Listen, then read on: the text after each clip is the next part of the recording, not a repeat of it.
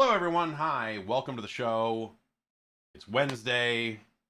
I guess I can talk into the microphone while I'm sitting here near the microphone. But I've dropped the gate on it and tried to make some other adjustments because I am going to try to play some VR games today. And we'll see how that goes. I have a smattering of PlayStation VR2 games installed, and I purchased a few more this morning that I did not get sent ahead of time, like Pavlov and Fantavision, and that might be it. There was one other one. I downloaded I downloaded Job Simulator because that's a free upgrade if you own it on PS4, but I don't think that free upgrade thing showed up until today. So yeah, I have not spent much time with Pavlov in other VR headsets, and I've heard good things. So I'm very curious about that. And yeah, well, I don't know. I guess we'll get going here in a little bit. I have a drink here. This is what is this? This has Spider-Man on it for the film No Way Home. That come out a while ago? Are these old drinks? I don't even know. Radioactive lemonade, G Fuel. I'm a lemonade fan. I love radioactivity. I sleep with a cell phone under my pillow so that my brain gets smarter at night. And so, I don't know. Let's crack into this and see what the heck's going on.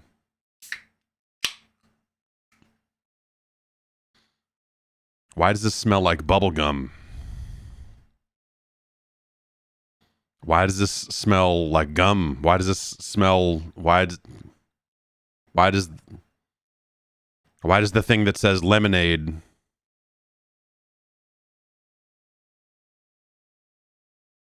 Why does this? This doesn't feel right. Oh, no.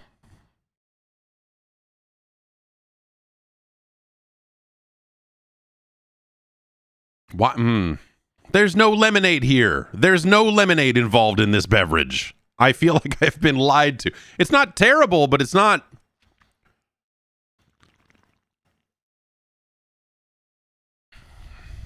Oh, gosh. Hubba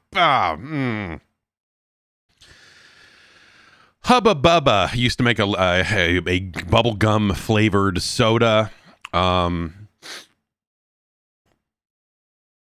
it was sickly sweet. It was too much.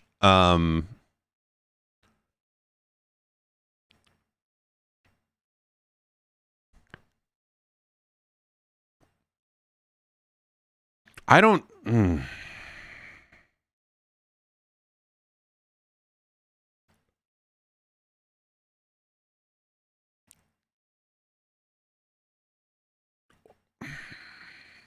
It's bubble gum and it's chemicals and it's not lemonade. I'm really bummed out. I had high hopes for the lemonade. Rockstar Recovery Lemonade is an all-timer, the high quality beverage, and so I was like, man, all right, more lemonade, great. I love lemonade.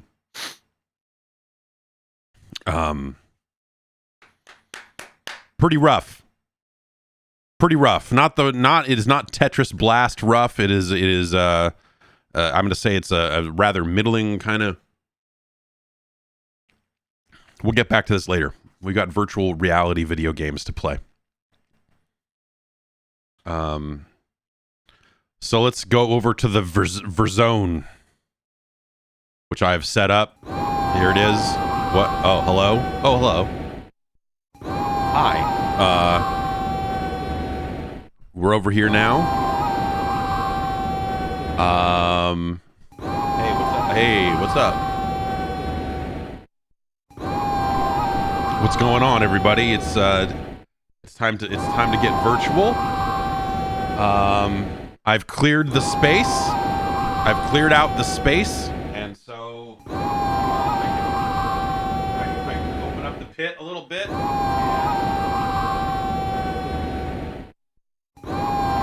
And there we go.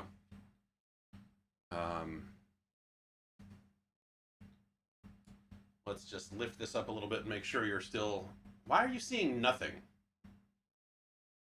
That's weird. Why are you not seeing anything at all? That doesn't seem good. Maybe when I launch a game, it'll show something. Let's find out. I'll put my headphones in.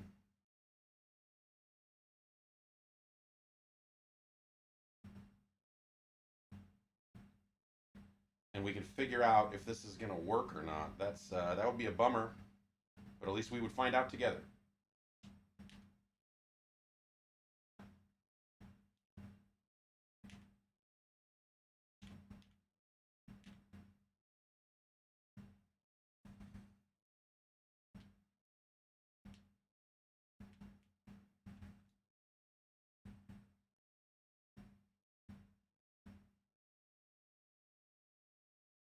Okay, I see that you're seeing the room. So you are seeing what I see now. So this is how it draws the play space. And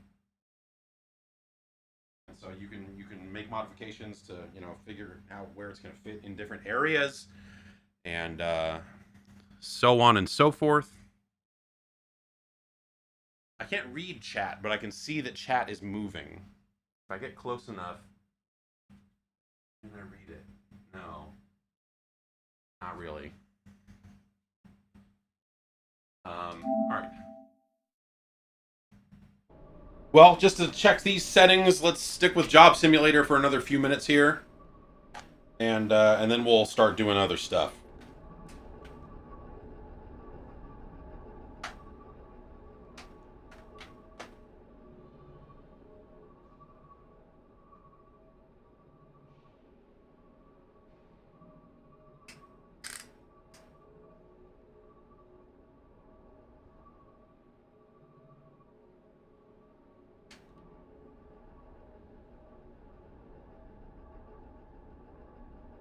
I still don't think these headphones are very good.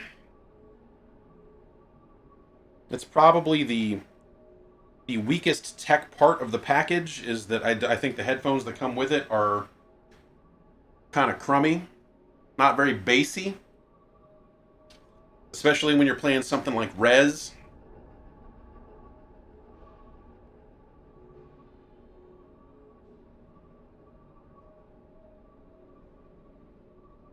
Okay, let's just do a little bit more of this,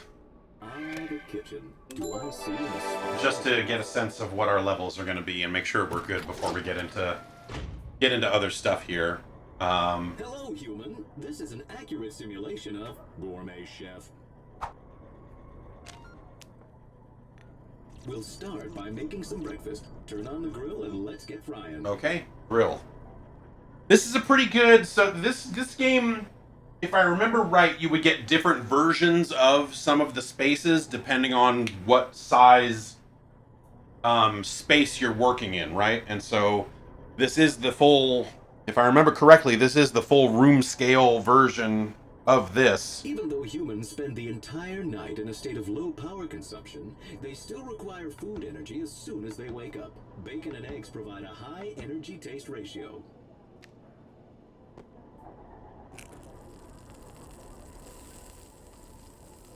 Where's bacon? Oh.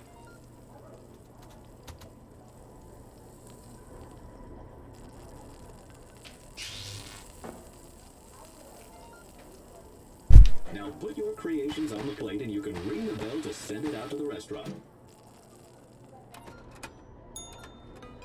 Okay.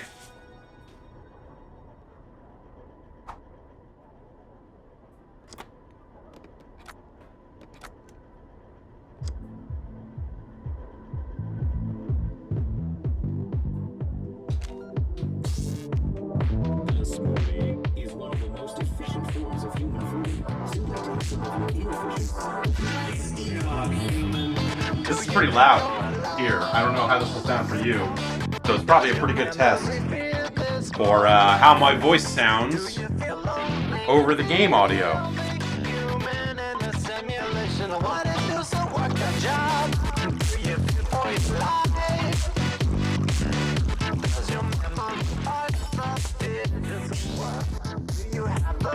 What am I doing?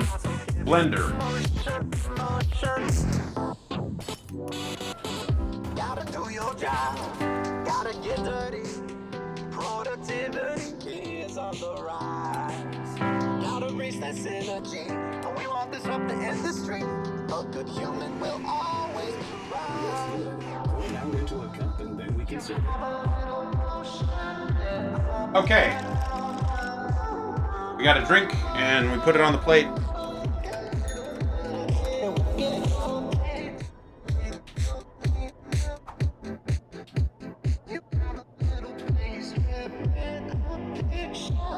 Let's do one more of these, and then I'll check in with you to see how the audio is, and then we'll do something else.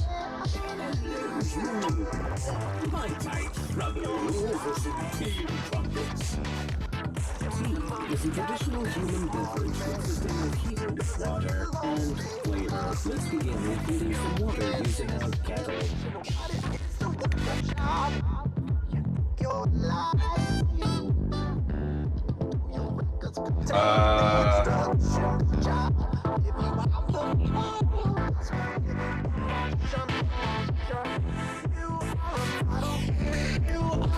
Is it here?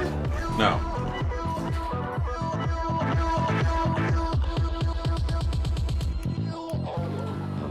It's not microwave. Oh, no?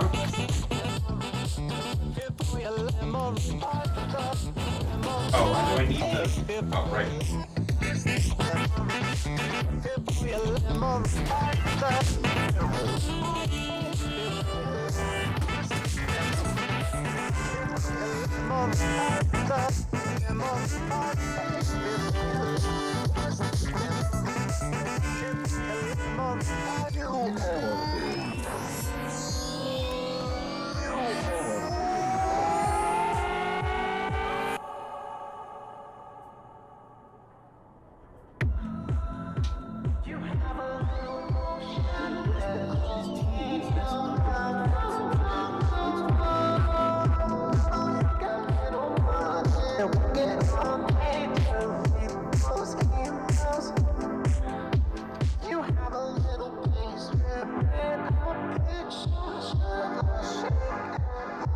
That's it?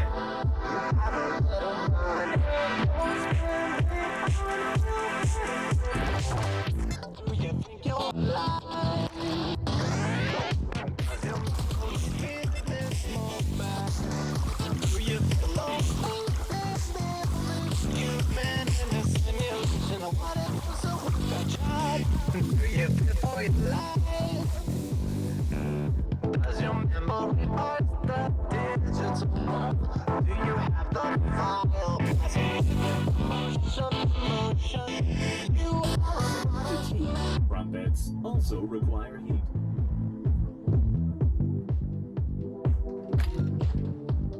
All right. Sure. Oh.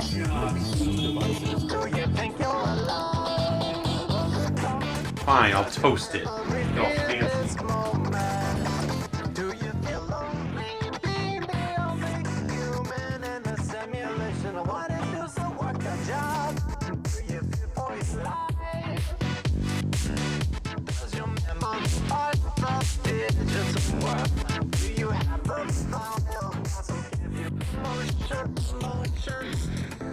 Okay. Gotta do your job. Gotta get dirty. Productivity is on the rise. Gotta reach that synergy. We want this up the end. Hello, human. Now, let's talk again and see what we think about how that went. What do you think? What do we think level-wise? Pretty good? Great. Okay, awesome. Robots are a little quiet. Music was loud. I mean, that's yeah. I mean, I turned the music up. I cannot make the robots talk louder. Um, but yeah, I don't know. It's the stability of it is much better than I think the first PlayStation VR. Because the tracking is just better. It's just a better piece of tech, and it's been enough years that that's very doable, and so they did it. And so I think it's on par with a Quest 2 and that sort of stuff in terms of tracking. Um, and yeah, so it's yeah. We've talked a lot about the hardware on the podcast yesterday. So um, does it still feel like strapping a giant weight to your forehead? It doesn't. No, it's fine. It's the PlayStation headsets have been pretty lightweight, and that's been nice. And the the ring seems like it helps distribute the weight a little bit more evenly around your head, and so it doesn't feel like it's pulling down on the front of your face the way some of I think the original Rift would be like that sometimes, depending on how you put the Vive on. Sometimes the Vive would feel that way, but um, but no, it's pretty good. I don't know. Super RGG Radio says they released a doc that there's only like 5 PlayStation VR2 exclusives. All the rest are coming to Oculus or are already there. People are kind of mad. That's VR. The only exclusives that Oculus has are games that they fund themselves, and in some cases they bought studios to get those games. And Sony's stuff. I think I agree that Sony's launch is pretty weak in terms of just like pure VR games. It's really just Horizon. And I think Gran Turismo is actually really good in VR. Or like that's pretty great as well. But there's a lot of driving games in VR these days. So yeah, I don't know. Like that's are people mad about like if people are mad about that, then they should buy an Oculus or something that hooks up to a PC, because then you can play all the mods and all the other weird stuff that people are making. Like I think getting mad at the idea that a headset that's coming out for a closed storefront like the PlayStation Store doesn't have a lot of big games on it is like, well, you did it to yourself. Like, don't go get a different headset. Just go get a different headset. It's as easy as that. Like I don't know why getting mad at that is like some home team fanboy trash that's just like not even really worth thinking about. Like that's a really dumb attitude to have either way, especially with something as fledgling as VR. I think it's if these devs are going to make any money, they need to put it out everywhere, and so that's how it's been going. So I don't know. I think that's like a lot of fanboy driven garbage. That's some silly ass shit. But hey.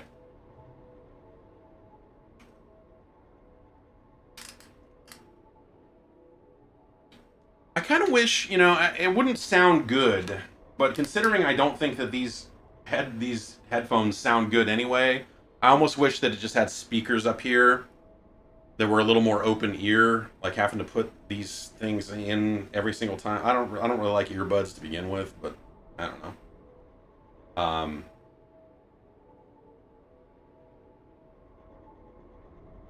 okay. Well, Job Simulator to me is always it feels like it's one of those kind of must-have kind of early VR experiences. Like if you've never done VR before, this is a great first thing to do, because it has you interacting in all of these different ways, and that's I think that's big. I think that helps. Let's play a little What the Bat. What the Bat is the follow-up to What the Golf, which I thought was a tremendous game. What the Bat is a VR game, and instead of golf, it's bats. Bats. Make sure you can see these bats. Okay. Okay. Well, I don't don't want to. I want to face this way, I think. All right. So here we are in space. I'm going to go back a few areas to just kind of show you the, you know. So it really, what you're trying to do in all of these little mini games is, you know, get the trophy, and then it will move you on to the next thing. And so we can't walk out here to get the trophy directly, I don't think. Oh, we can. We cheated. I hit my television, but we cheated.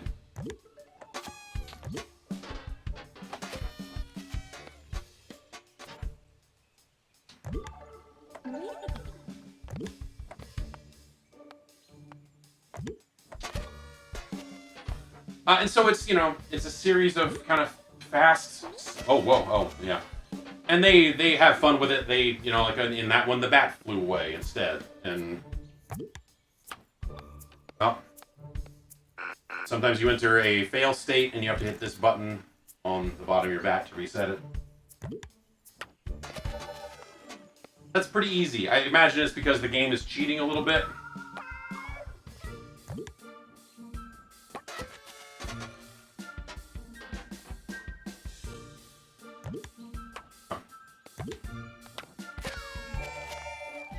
But you do, you know, generally swing under it or over it or what have you to do your thing. I'm in a weird spot in the space here. No, I guess I'm not actually that. Anyway, that's the opening level, and I've played several since then, so let's move ahead.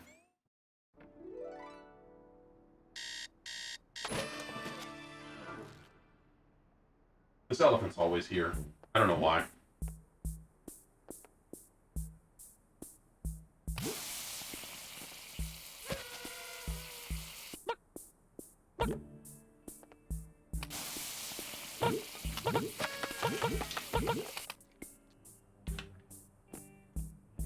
Ah! Ah! Ah! Ah!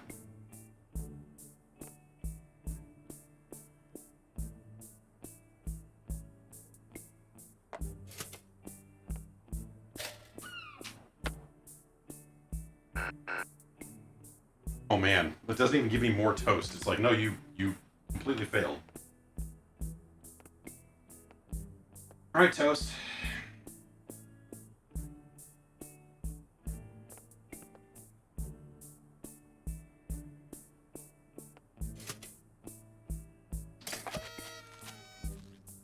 That's right.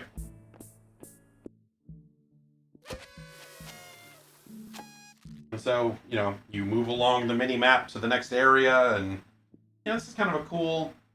I think that one of the things that's really nice that I've noticed on a couple of these PSVR2 games is there's a fidelity up close, and I think it's, you know, the resolution of the screens really helps with that. But this is not the first time you've been like the hulking thing over a table or over a D&D type of setup or, you know, whatever. But I feel like in a lot of other headsets and a lot of other games, the items on the table have a blur to them. You know, it's really soft edges and it just kind of fuzz. And you know, I think we've reached a point where the resolution of the headset is such, or at least this is the first one that I've tried with a high enough resolution. And the, you know, whether it's that or the fidelity of the console itself, like this stuff looks really great and really sharp up close in a way that didn't look that good in on other things.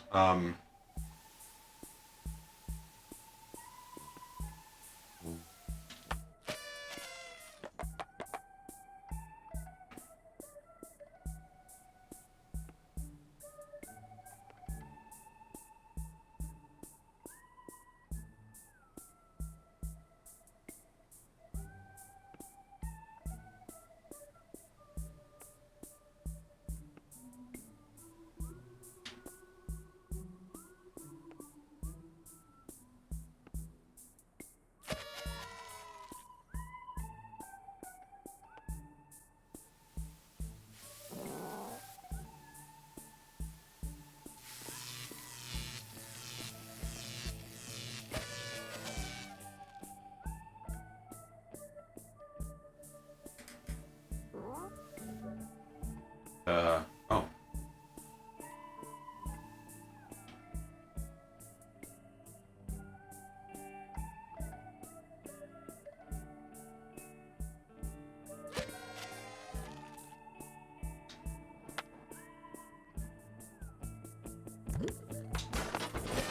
Yay!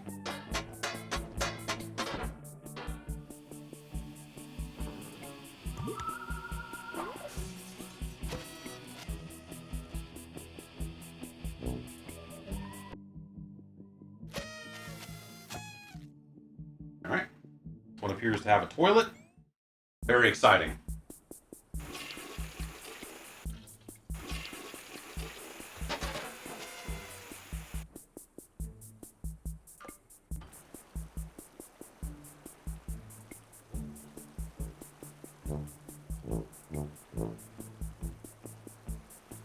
Like the music, the little when you're looking at the elephant, the music changes, which is a nice, silly little touch.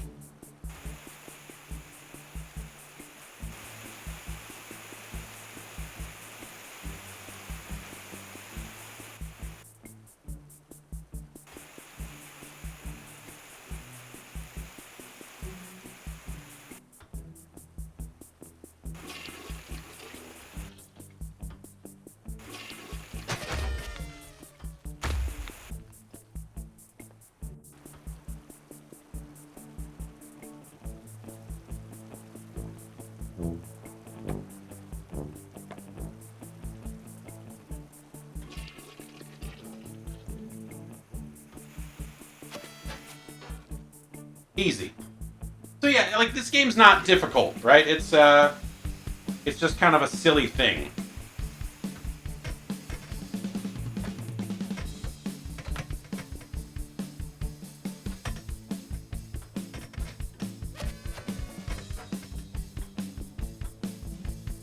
And it's kind of a, micro game-esque in a way where you just kind of have to look at this environment and figure out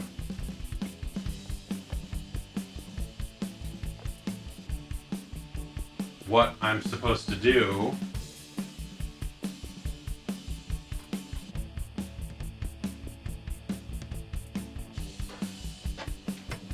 I see.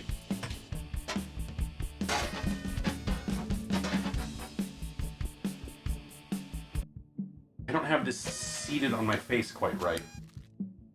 There we go.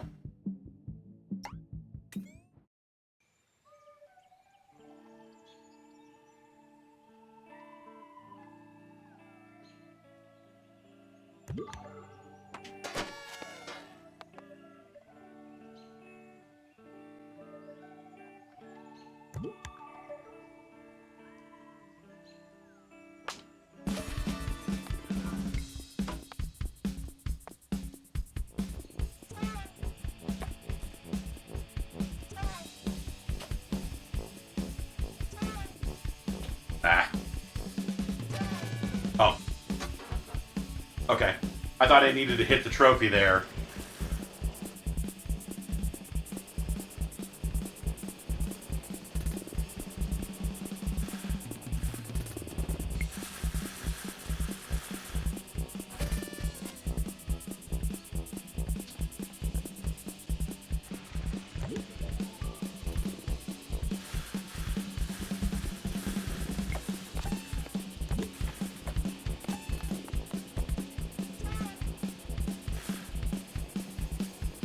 What?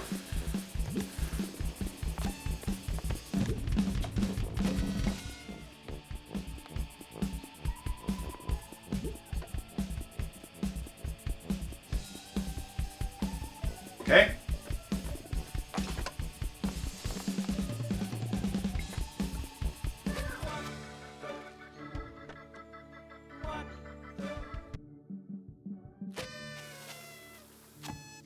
At the end of each sequence, we get to take a photo. Oh.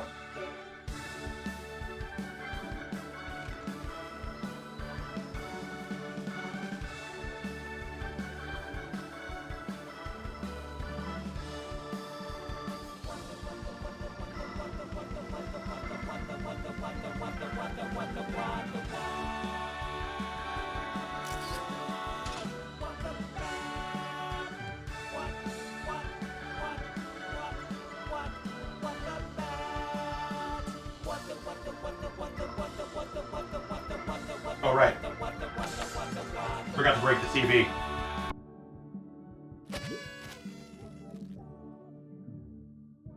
And so that's the end of that sequence, and now we move on to the next one. This is pretty easy going, but I imagine it's the sort of thing you're going to just kind of blast through and be like, okay.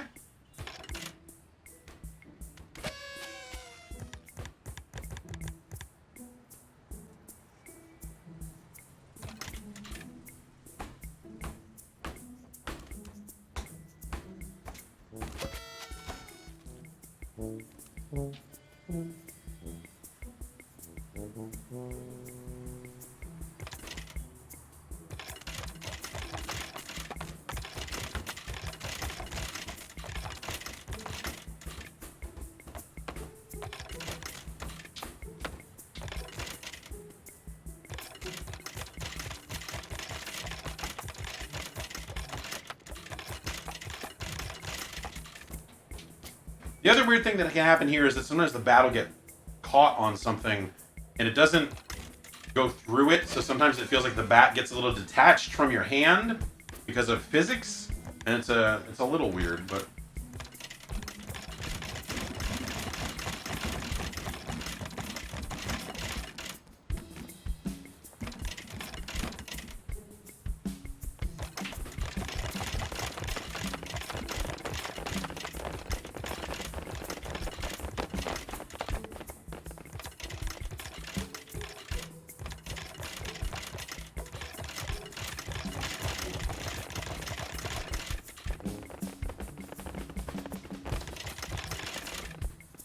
well,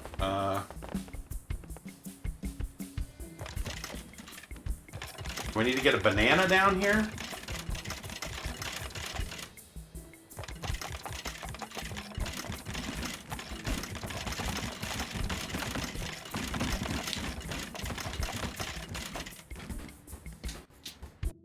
Oh, what? I don't know why it sent me here.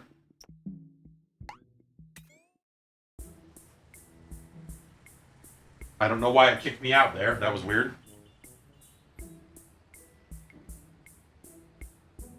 Wait, are we back at the start of this? Oh, come on.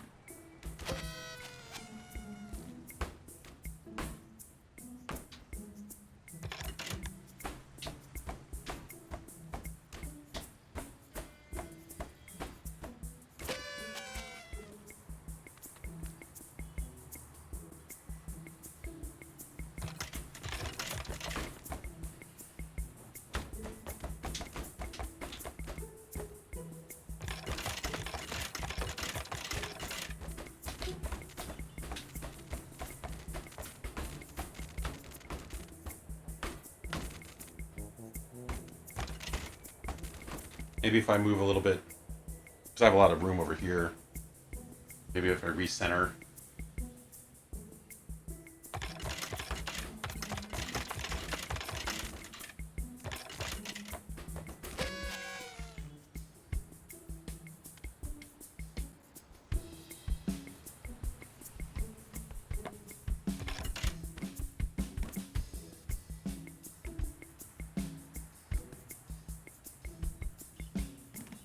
That fish is just going to keep going. Oh, no, no, God.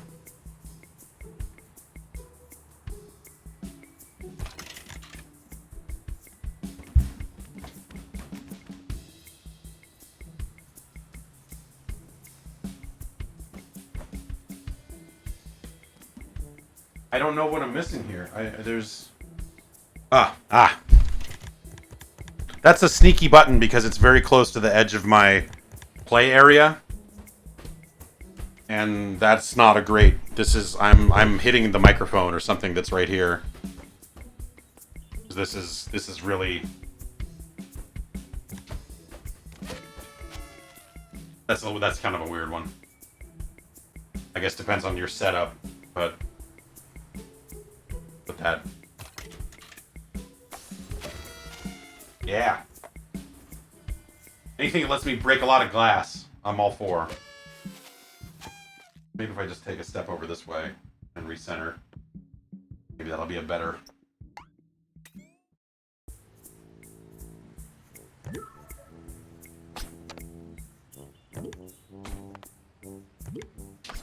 Oh, sorry, dude. Oh. Anything you hit the elephant with, he will blast back at you. Well, he'll try to anyway. Alright, we got him.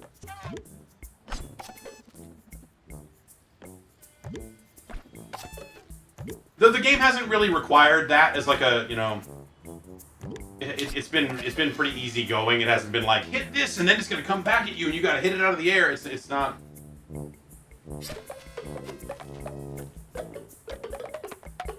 Good coconut noises. Oh, here we go.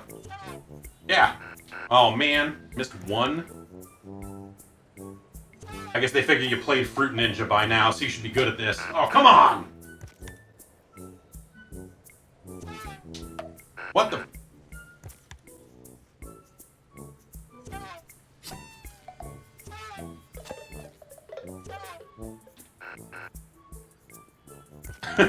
Okay.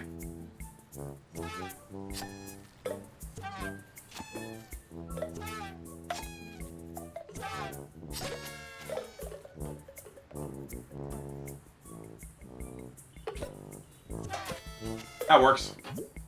Thanks, buddy.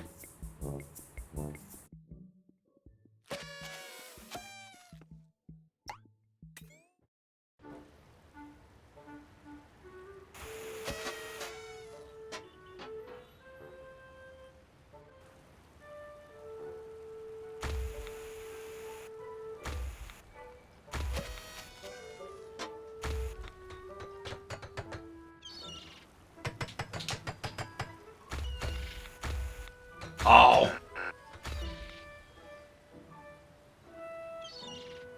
Oh, right.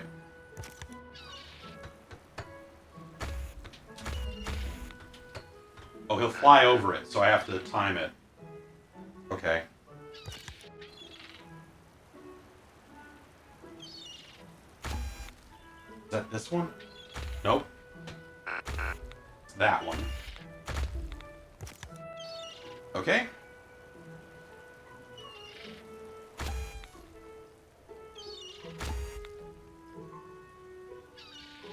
Oh. Okay, so this is that one.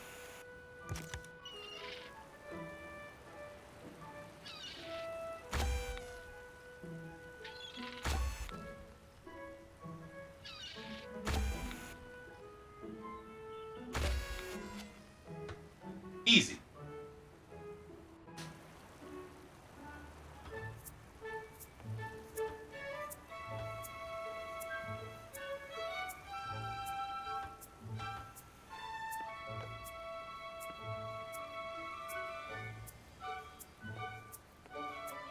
What the hell's happening back here?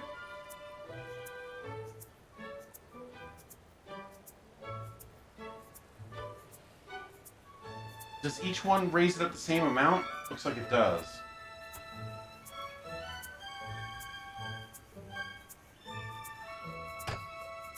I can't, oh, can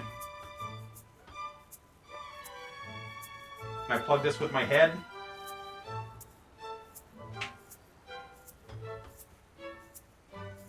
I can't plug two with one bat.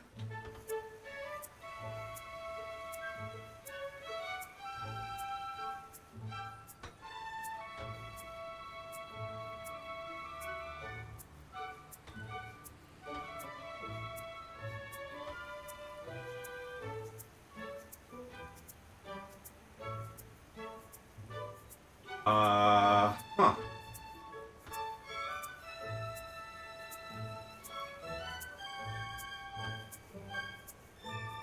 Doesn't seem like it matters which ones I'm plugging. If I'm plugging two, it goes that high. There we go.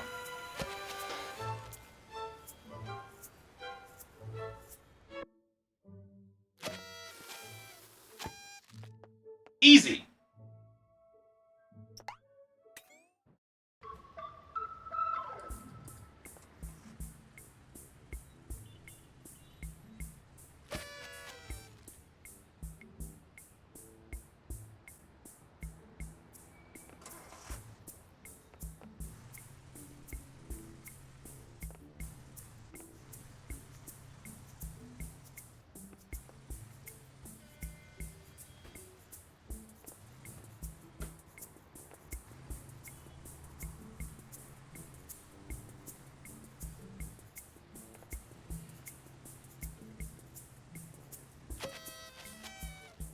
Easy.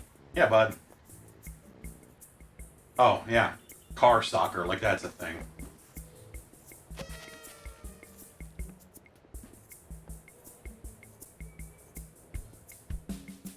Okay.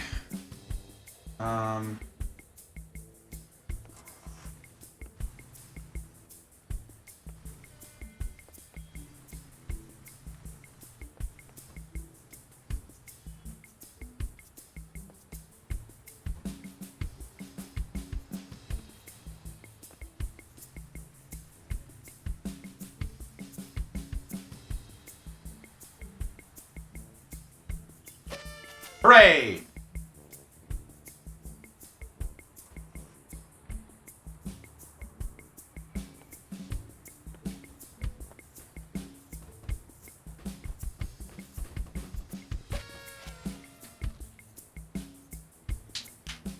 Green smoke.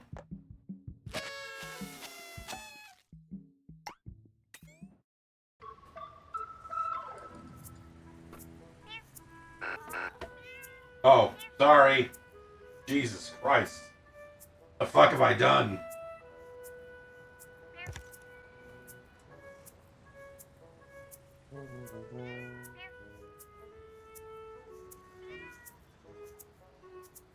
No, you guys could just sit. Alright.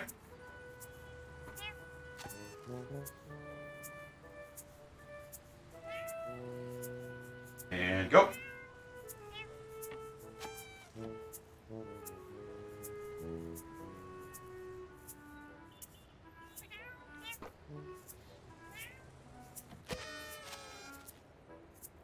Your cats are weird.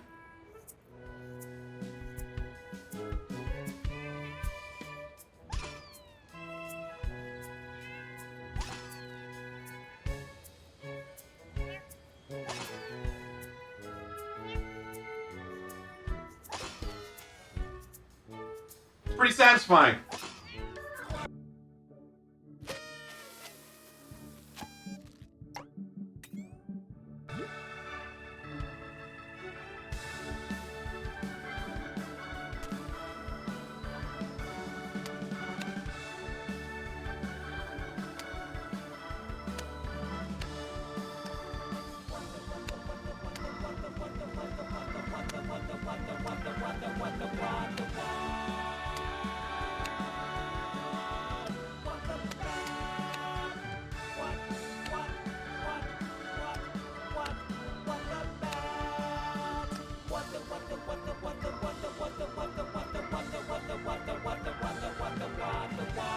Yeah.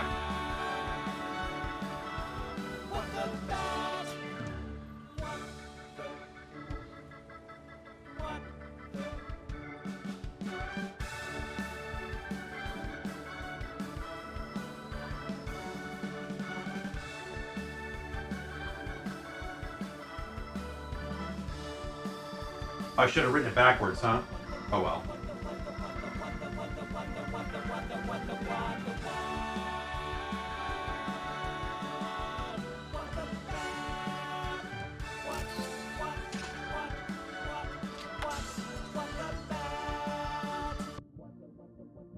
Whoever had the idea that, like, no, not only do you need to take the picture, you also need to smash the television before you can move on. I think that's an inspired decision for sure. Well,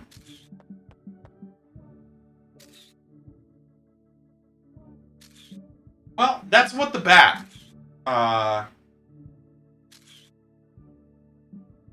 Yeah.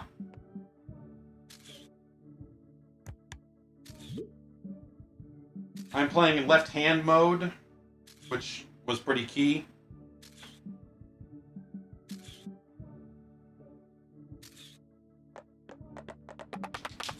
Pretty good bat, you know, just... Oh.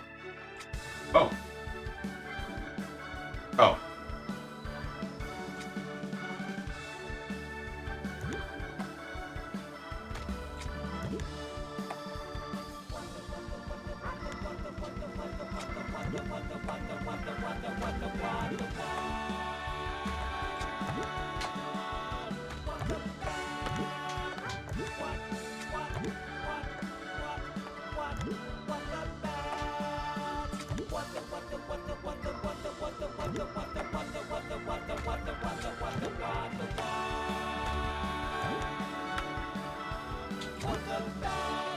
Ah.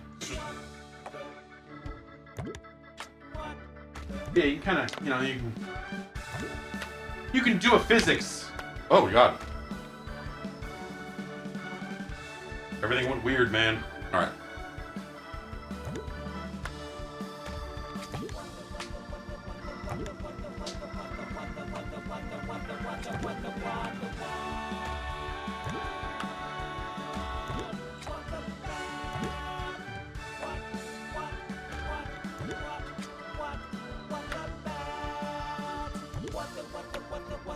And for something where there's like no real contact and on the swinging and all that stuff, it actually still, I don't know, hitting the ball feels pretty good. There's obviously force feedback on the controllers, and so anytime you make contact, you do get a little bit of that. It's nothing special. It's like nothing super fancy. It's not like, oh, the dual sense, but like it's pretty normal force feedback, but it kind of helps.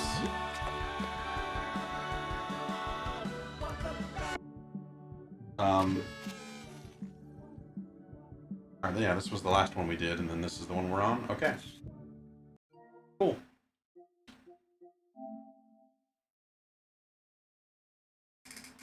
And I'm still facing the way I thought I was, which is nice.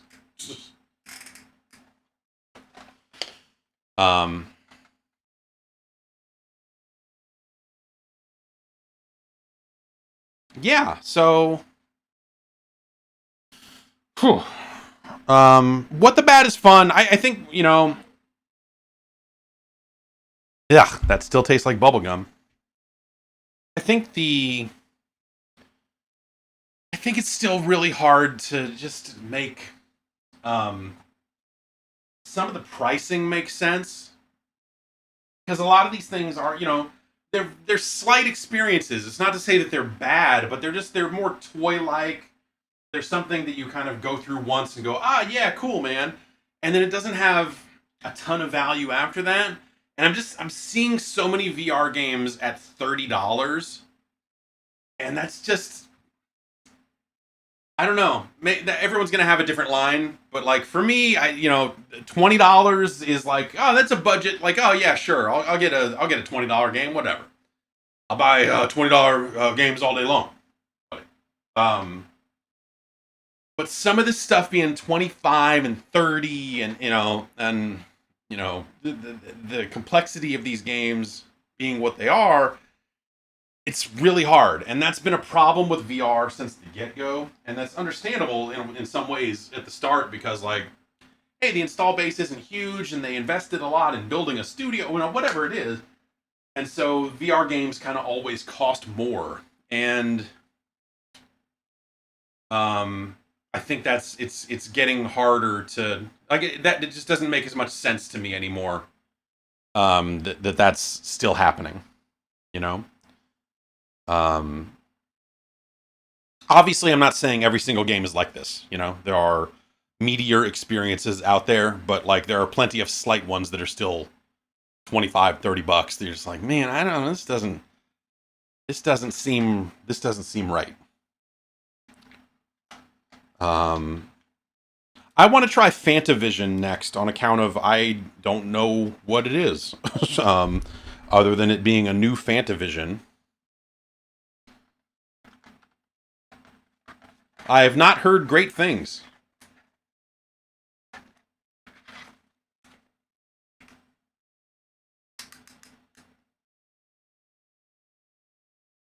Oh, we got it. Okay.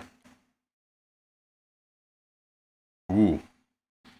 The cool refresh rate on the on this camera means that these things flicker in a way that they don't with the human eye.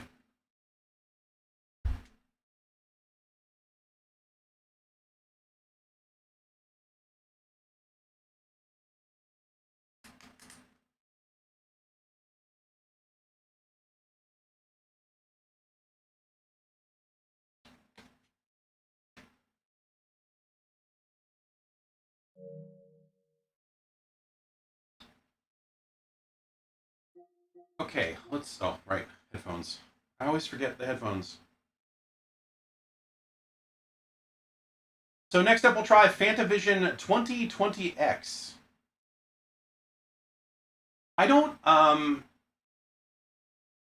never quite knew how to play Fantavision.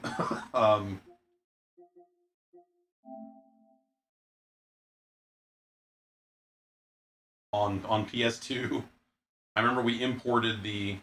Oh, I didn't realize it was VR optional. Um,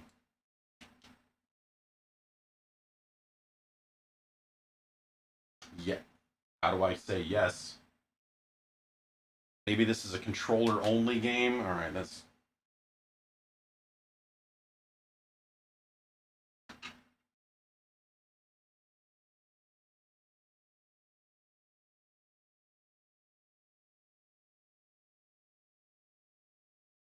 Yeah, this one would appear to be. Oh God. Hang on. Let me set these controllers down.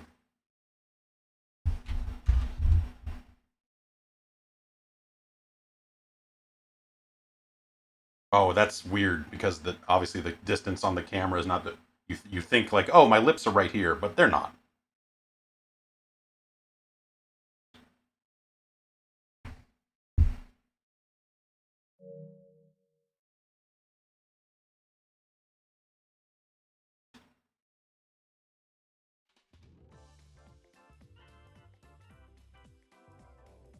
Why are we seeing the?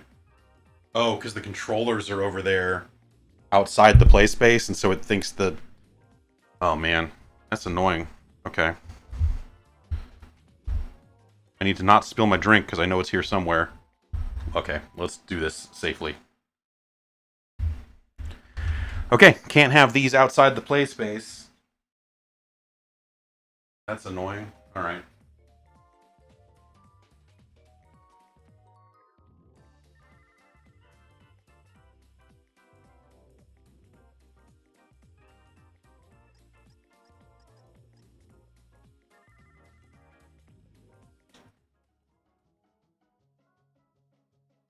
Welcome, one and all, to the fantastical world of Fantavision. This audio seems really quiet to me. To the fullest. I don't know why.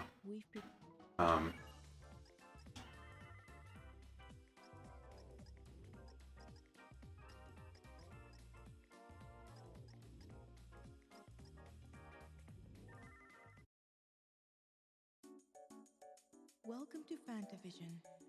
Please enjoy this fantastic journey.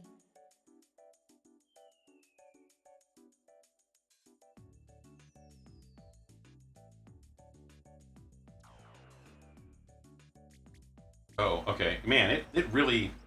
I thought maybe it would like when you start a game, it would tell you how to play, and so me watching the rules would be silly. But nope. To the fantastical world of Fantavision. To help you enjoy yourself to the fullest, we've prepared a 4-part tutorial: basic rules and advanced rules 1, 2, and 3. First off, let's get you familiar with the basic rules so you can start your own cracking Fantavision. I love a cracking Fantavision fireworks fiesta. Okay, so here are the basic rules. In Fantavision, you detonate firework flares as they appear in the sky. The red circle in the middle of the screen is your cursor. You'll be using this cursor to detonate flares. Let's give it a try. Move the left stick to control the guideline that extends from your cursor. Line up the. By let's give it a try, you mean keep watching this video. Press the catch button to move the cursor to the flare. You've now captured the flare. Catch 3 or more flares of the same color, and the catch display at the top of the screen will flash. It means you can now press the flash button to make all of your captured flares explode. Congratulations, you've detonated your first flares. Keep detonating the flares that appear in the sky. Be careful. They're not. I mean, they're not really flares. The flares will disappear, and the life gauge. Fireworks are not. I mean, it's not. Will decrease. No. Captured flares will also disappear if you do not detonate them after a period of time. Detonating flares can restore a small portion of I've got a life. smudge on my right ear, my right eyepiece, If you miss a and it's life making me flare crazy. in a row and the life gauge reaches 0, that's game over. You're all set for your first Phantavision fireworks show.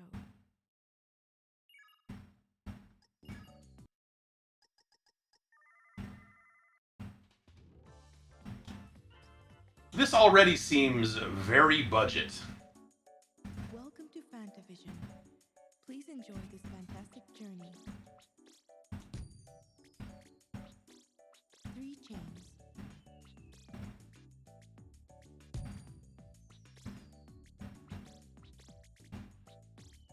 4 chains. 6 chains.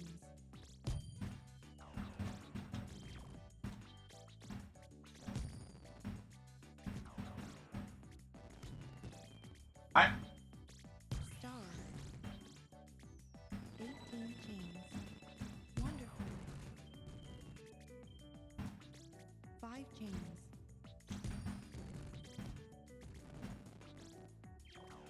5 chains.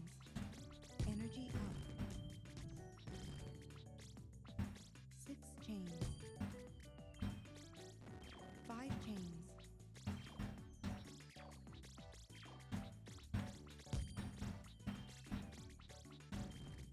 Energy up. 11 chains. Good.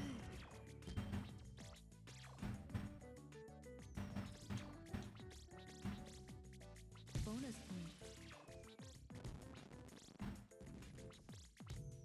I 6 chains. 2 daisy. Sure, I guess. Star. I don't feel like I'm matching the colors at all, but 15 chains. Wonderful. Bonus points. Energy up. 5 chains. oh, I can drop colors if I. Star. 3 chains. Bonus points. 9 chains.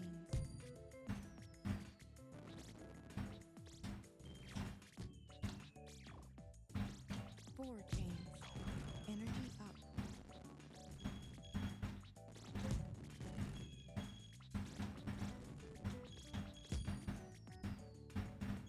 14 chains. Wonderful.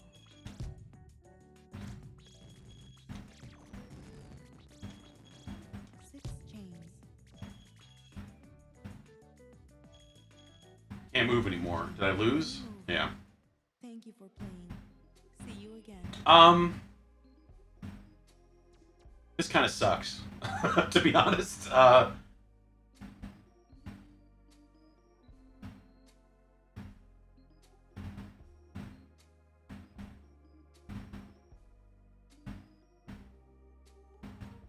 Yeah, I don't know. I'm not. Yeah, it feels like a very flat game that they have kind of just thrown into VR. This is like a nice little beach area. Like this is, this water looks great.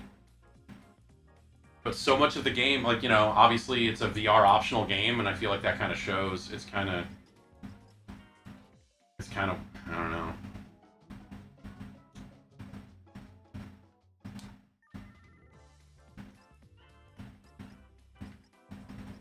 Let's see if colorblind on does anything. I don't know. Game. Well, maybe dynamic mode is, more dynamic.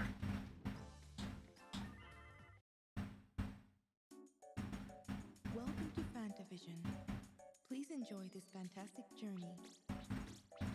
Oh, so it just writes letters above the... That's their colorblindness thing. Is like, I will put an R on these things. 3 chains. I mean, I guess that does work. Chains. Energy up. But boy, that's Chains. some bare minimum type stuff right there. 14 chains. Wonderful.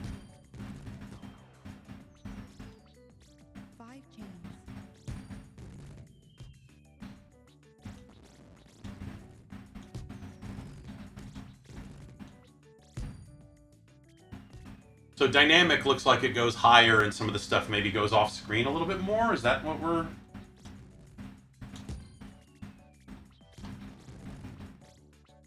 Star.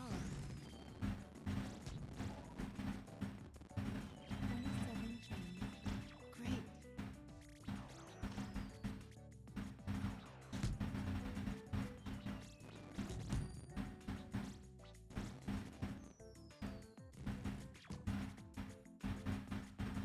Nine chains. No.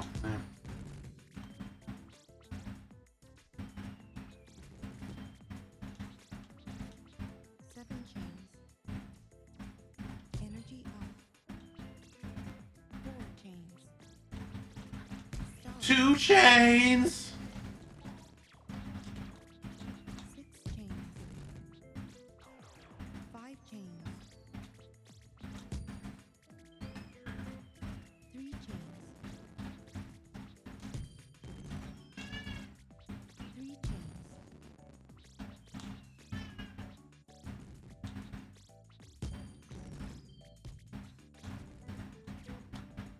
I had 3 reds there. I thought. What?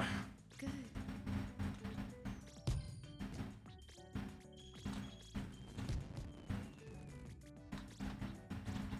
12 chains. Very good. Star. Four chains. Star.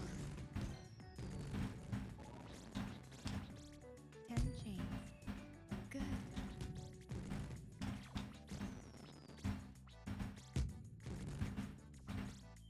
Nine chains. Three chains. Energy up.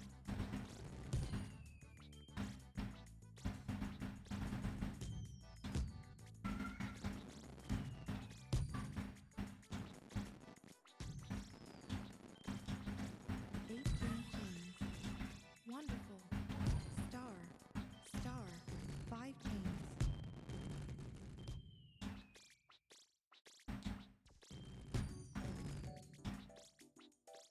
Eighteen chains. Wonderful. Star.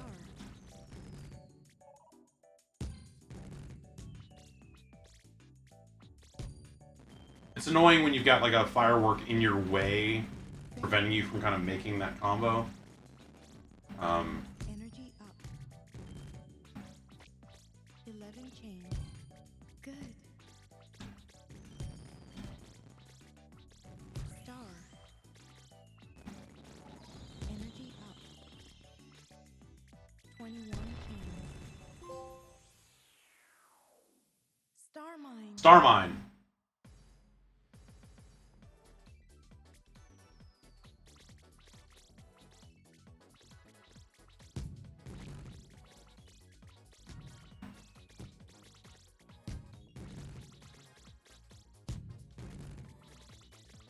Master chain. Fantastic.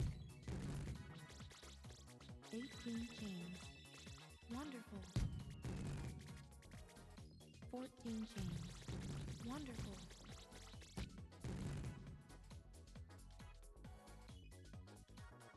Okay.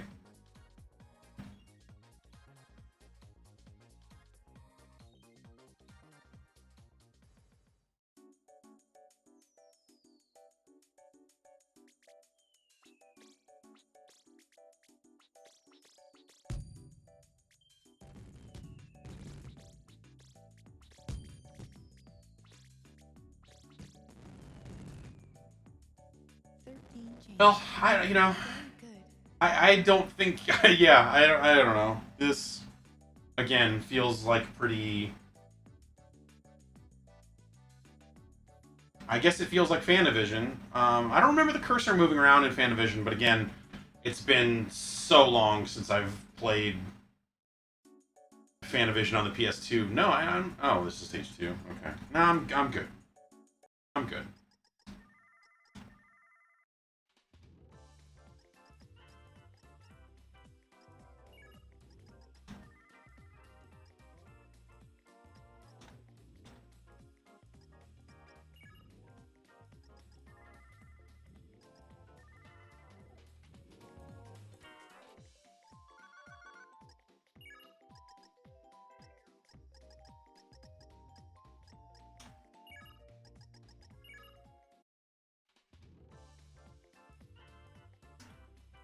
Well, yeah. Well, there's not a lot going on over there, huh? I had heard that this was maybe not good. I don't know. It's kind of Fantavision, I guess. So yeah, I gotta this. I don't think the headset came with a lens cloth, which maybe it should have. I happen to have one handy.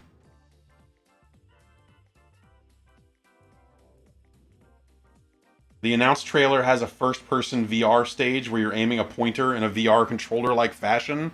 Weird. Weird.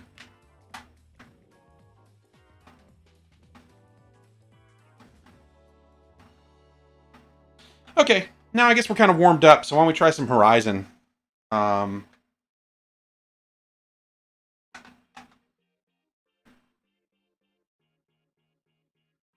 Since that's kind of like the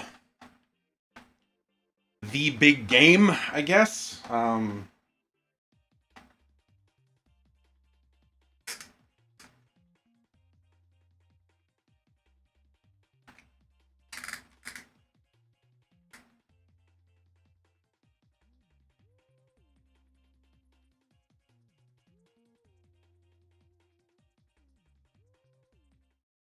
Okay. These the wrong. No. What? Oh, what? I feel like every time I pick these up, I pick them up wrong.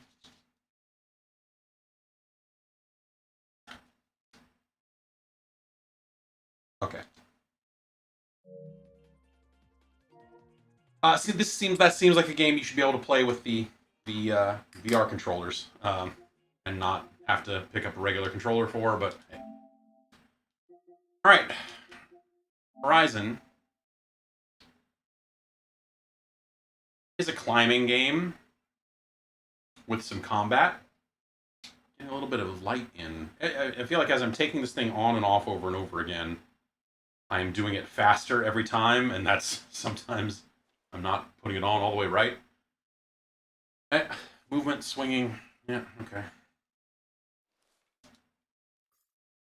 That's weird that it wants me to. It's asking me if I want to turn this on, even though I have played this before. So I'm just using my eyes to do this. I'm not really moving my head.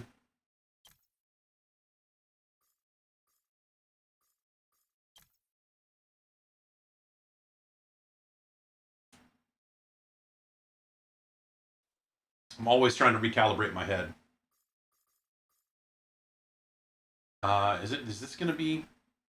Whoa, whoa, whoa, whoa, whoa.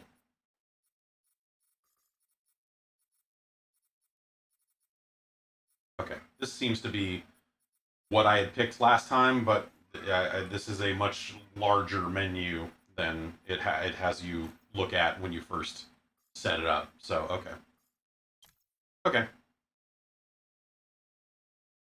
Yeah, I'm still getting a little bit of light in on the side here. There we go. So I guess my thing with this game is I think it's freaking gorgeous. Like this, the environments, the distance, the the waterfalls up here, like all this stuff. It is a kick-ass looking skybox up there, and the mountains and such. For a game with mountain in the title, they have made good looking mountains. Um,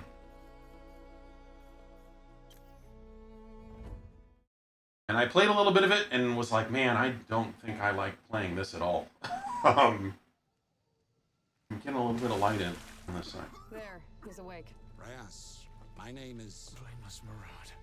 You King of Odd's spymaster. Well, at least a rock to the head hasn't left you too confused. You said to bring him alive. You didn't say conscious. And why have you brought me? The last time I heard from Avad, he threw me in prison for life. His Radiance, the Sun King of Odd. You're straight to the point, just like your brother. So that's it. Urid's in trouble. There's more to this than your brother's life. Machines attack this settlement. Machines don't attack settlements. Tell that to the dead. Do you think blameless Maraud would have left Meridian to chase a folktale? You're that lady from that thing. Machines in the river valley. The, Something's happening here, and this settlement's paying for this. Urid climbed the sun's to search for answers. He hasn't returned. You need someone I can't move during the cutscene, I guess. I need a climber as good as him. I need a climber. Oh, you're in luck. I got these hands. For your actions. I can grab the white chalk-topped ledges like nobody's business. If you can find Urid or Adele, the climber who went after him, that'd be a blessing. But for the sake of the Sundom, you must find what's causing. Hold my hand. Hold my hand. Attack. Hold my hand. Nor a warrior. Come on. A spy master. Come on. Pardon Where you going? for thought. You really must have hit me hard with that rock. Right. We should take Reyes to the Sun Spear. If you can't find a mountain, you might have picked the wrong climber. Can you climb? Who can climb and has two It's thumbs? all gonna be over pretty fast, isn't it? This guy. He's shorter than you'd think.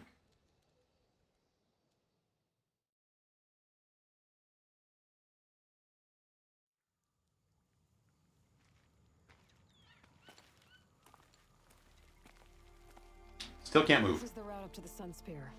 I said I'd get you here, and here you are. Good luck finding those answers. Where are you going? They only had me for one day in the VO booth, so I have to go. I have business with the Shadow Karja. From what Maraud says, your journey is away from them, up that mountain. The people in that settlement are counting on you. I hope you find your brother. Okay. Yeah, okay. Here we go. He's gone. So the movement here is, Before things turn bad. you hold down the bottom buttons on each one of the controllers, My brother. and then make a walking motion. And, What were you looking for, Urid? if you hold down the left button and do this, you can kind of drag to turn, which I don't think is great. Also, you can only move at this speed. You know, it's no matter how fast you pump your arms, it's kind of a weird disconnect. Like, I'm sure they do it to keep people from getting sick. Like, this is with all the comfort stuff turned off, by the way. And so you're kind of, this is maybe a little bit faster than it was in the tutorial. Maybe I'm just tripping, but so you can kind of turn your head as you're walking to kind of, you know, turn and move around a little bit. To back up is especially weird. Like you push yourself back, which, you know, this is all stuff that you're doing kind of in combat also, and it's weird. It's just weird.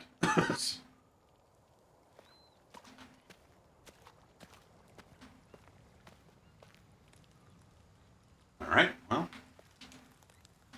let's do this. This is our health here on our hand. You have an inventory as well, but you can, at any point, we can go here and get the bow. You can do that with either hand. Oops, gotta get bows, huh?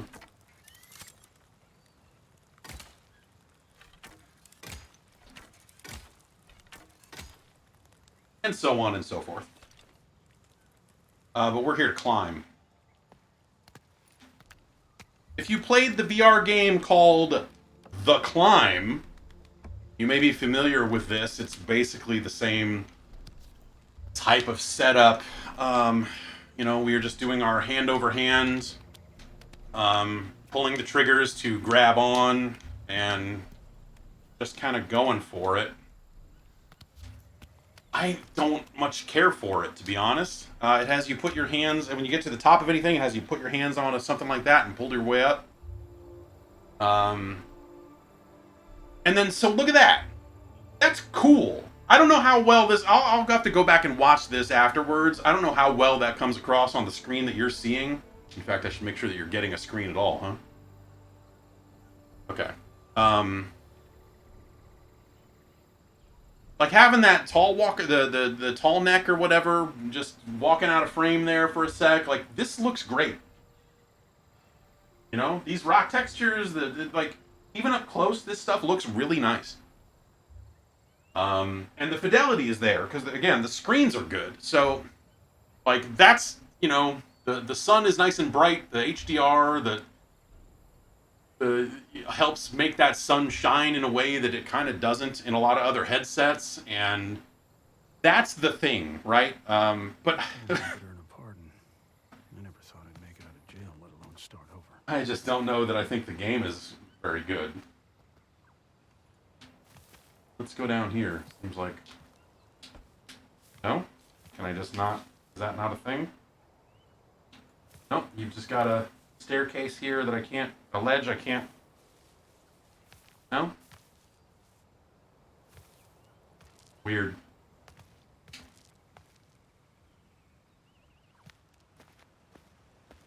Guess I'll have to jump. Okay. Hold our... Pull back sharply. Oh no!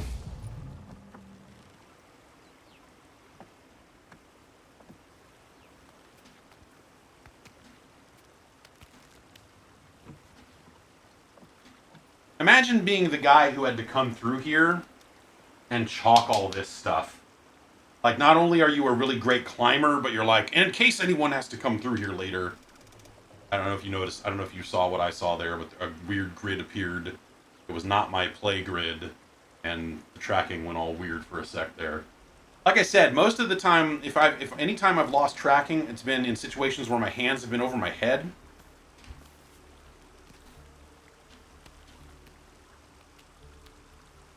Am I near the edge of my... No, not that. Let's... I mean... I'll take a step over this way just to...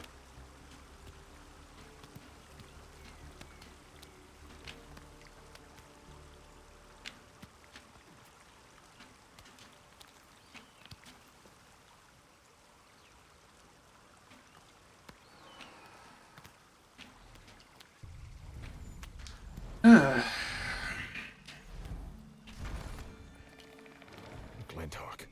If that catches me while I'm climbing, I'm in real trouble. See, that looks great!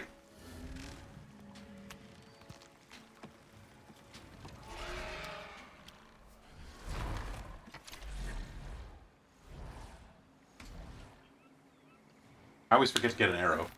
My father ordered me to take Prince Edom, and I thought I was keeping him safe.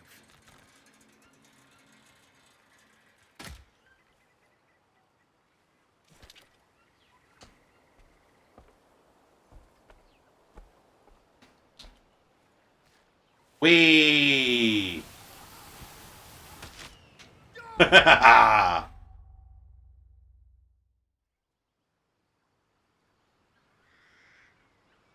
Oh, that's weird that you get traced footsteps.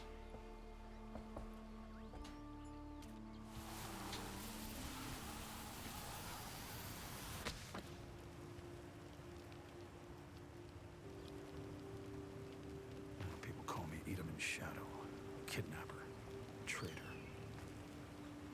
a trail marker. The pilgrims must have had a lot of shards. This is better made than my clothes. A lore collectible.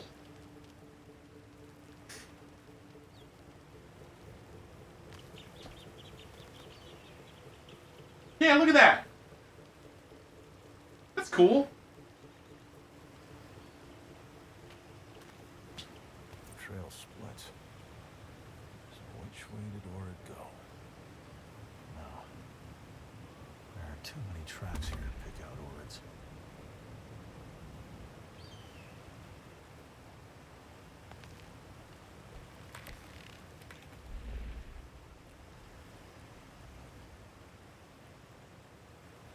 I think these ropes look like they'd be more fun. Looks like the Pilgrim's Trail went this way.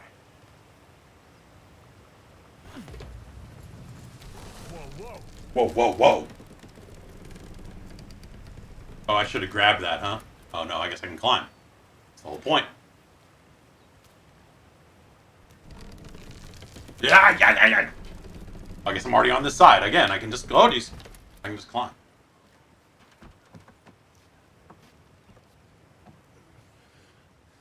Okay. With a pardon, I'd be free. But what does that even mean when everyone thinks you're a traitor? Those butterflies are... I don't care. Everything, every word out of this guy's mouth, I'm just like, yeah, man, whatever. Shut up. This is not...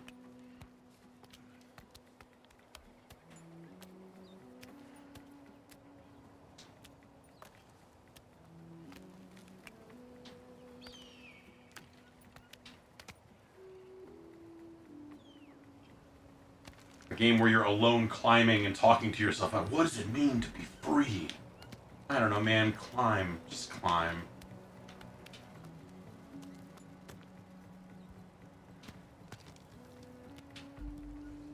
My hand was getting a little off.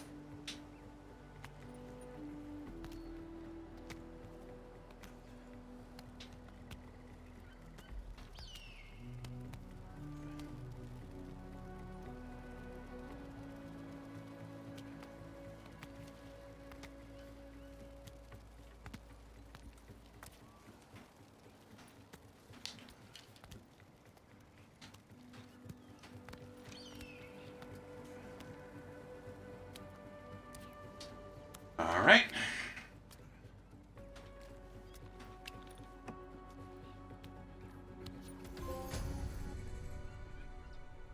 Legendary climb. Okay. That didn't... Oh, hey. It's another one of these things.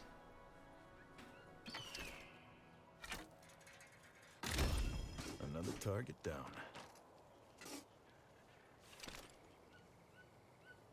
Ah,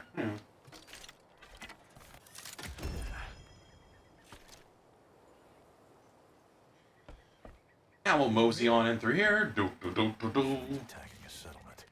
No wonder Murad's keeping this quiet. And people knew machines were acting like this. There'd be panic across the Sundom. Anything here for me to pick up? No? Okay. More refugees from Dawn's grasp. More machine attacks. What did you think you'd find out here, Ord? I'll take that blaze. I'll take that blaze.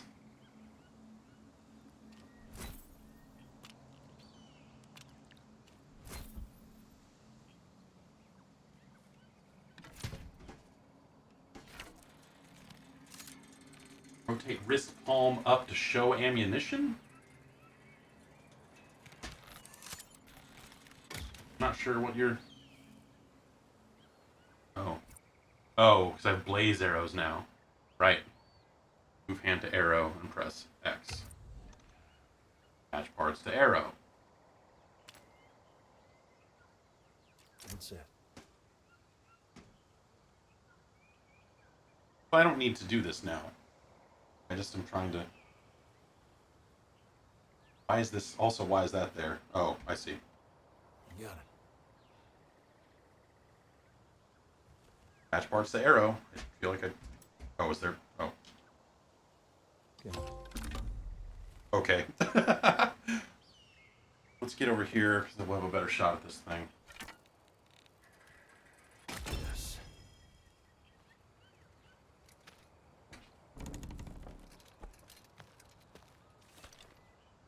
Orid! Riddell! You there? Whoa!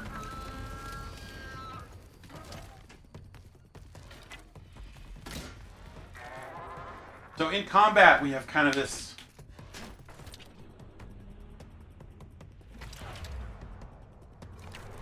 Weak points. I take it out.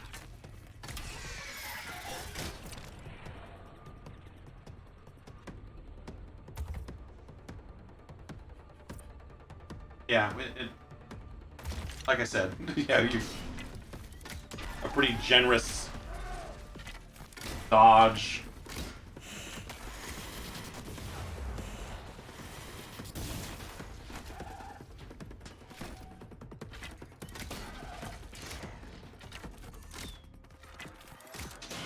That's a spot.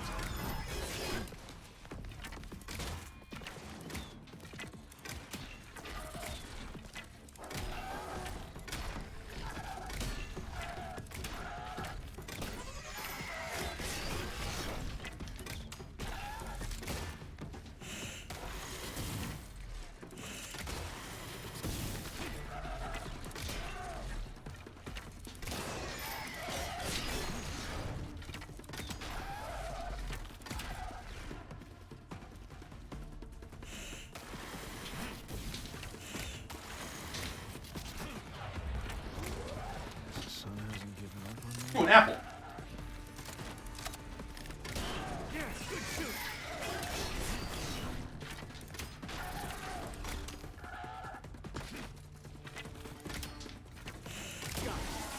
I guess this would have been the time to try to maybe switch to those blaze arrows. Oh. Okay. And there's more. Of course there's more.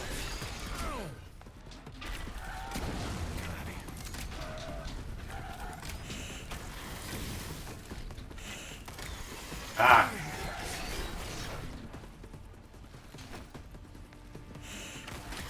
Oh, that was the wrong way.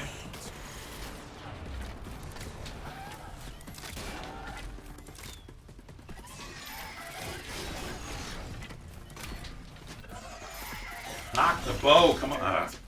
Okay, now we're inside this guy. What, man, that's messed up.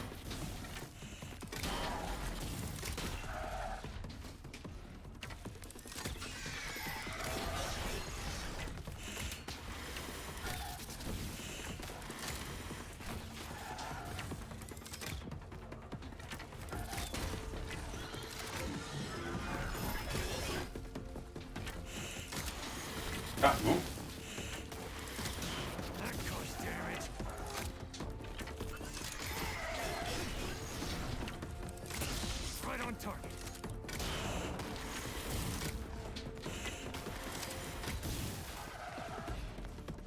Okay. Hope you didn't need that thing.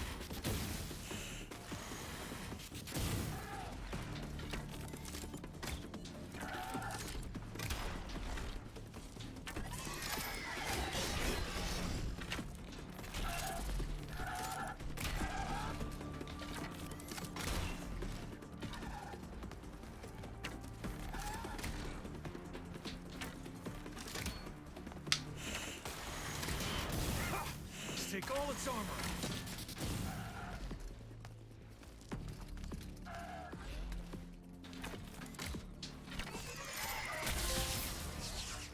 They're down. And it doesn't look like there's any more.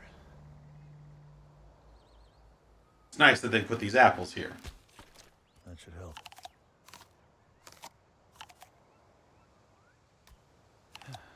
Good.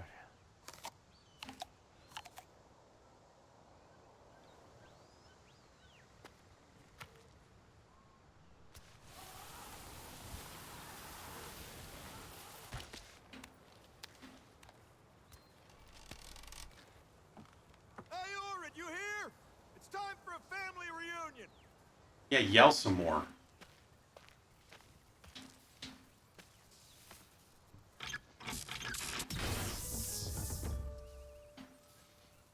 I'll take this as a trophy.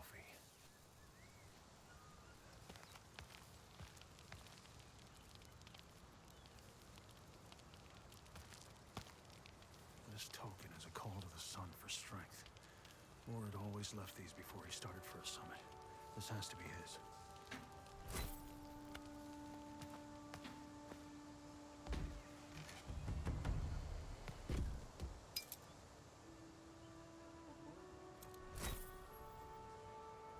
Climbing tool part. Ooh, drums! Finally! Something fun to do.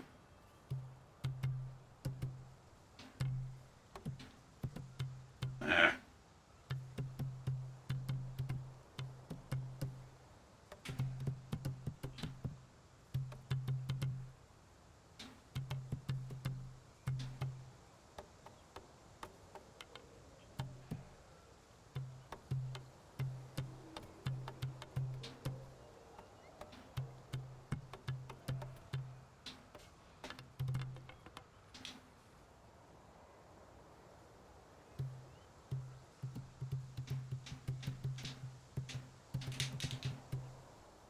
Not great.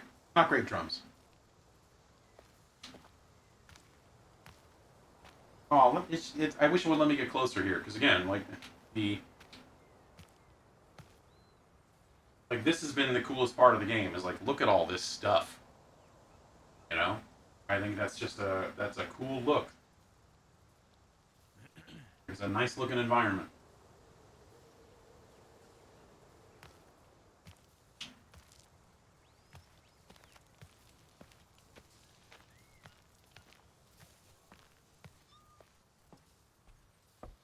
This is my road forward.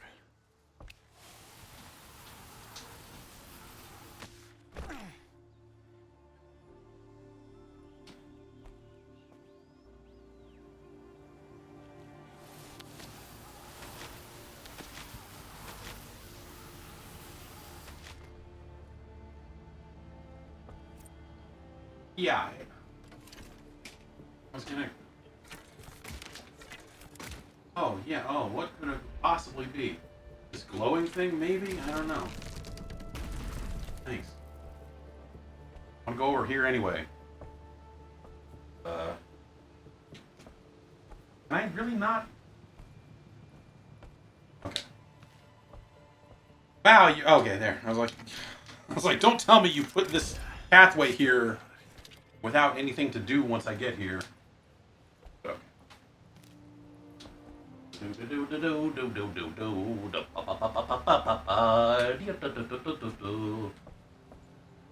Okay.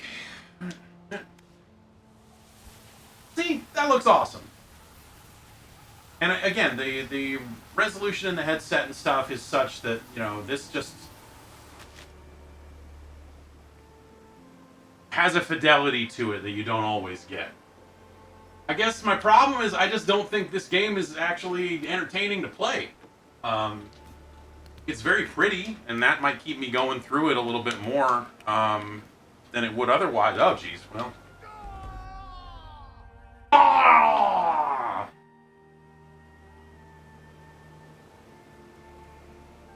Oh, it's funny that we're just technically, like, kind of in the air.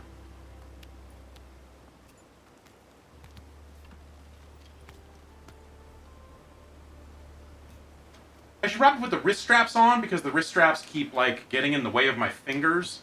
Alright, I fully grabbed that, I feel like. I'm going to switch hands so that I get my left hand out there, but... Here we are, I guess.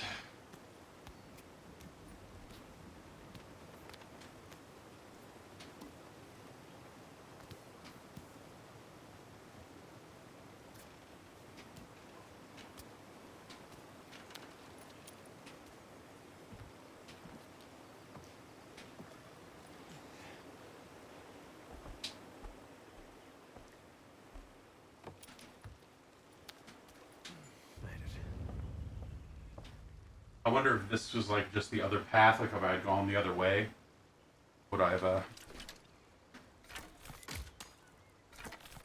it.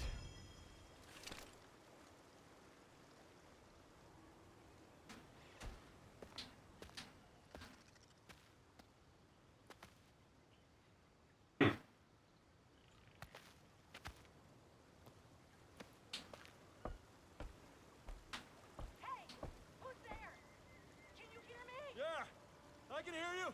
Then can you get up here? I'm trapped. My leg's trapped, my arm's injured, and 2 days of sitting on this rock's really not been great for everything else. It's a bummer!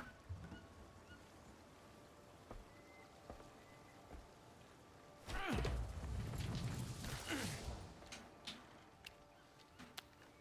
up here. Oh yeah?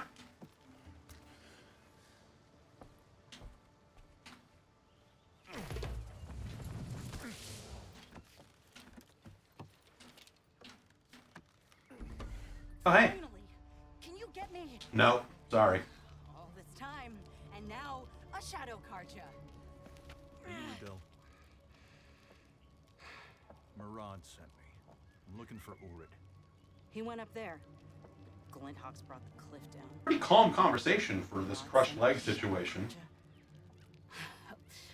Well, then get this damn thing off me. Yeah, I was fucking trying.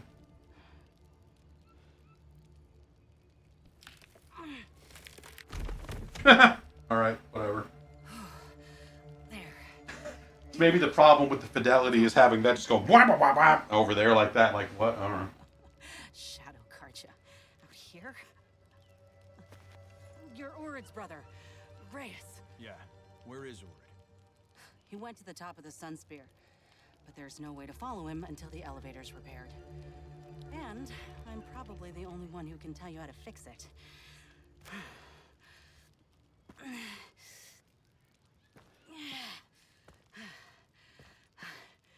So, you're not climbing up that mountain until you've got me down it. You want a piggyback ride? Come on, let's go.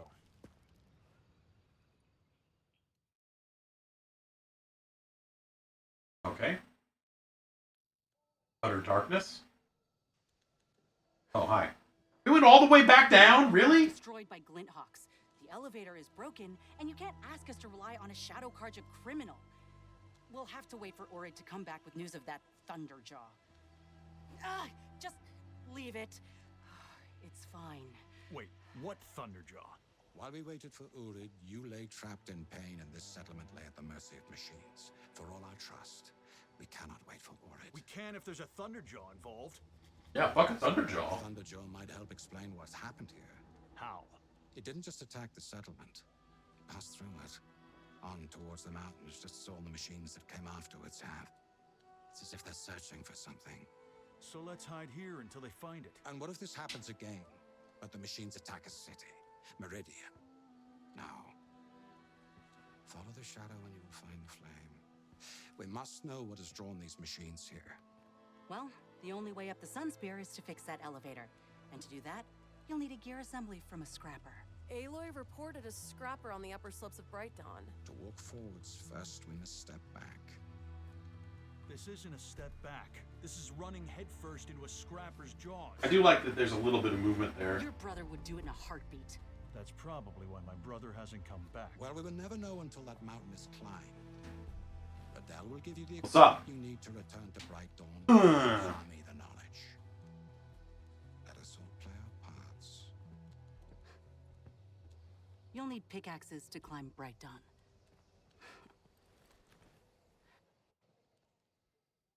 And now back to the darkness. Now explore the settlements. Some pickaxes at the crafting table. Should be parts I can use there. Which one's circle again?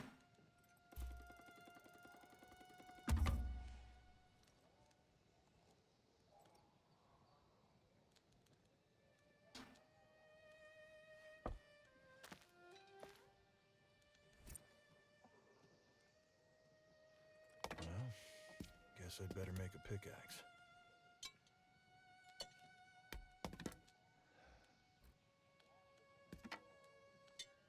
Got it.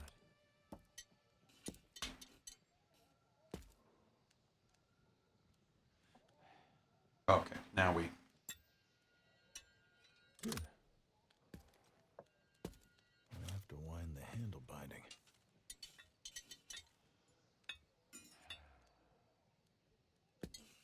Might... Just a bit further. Okay.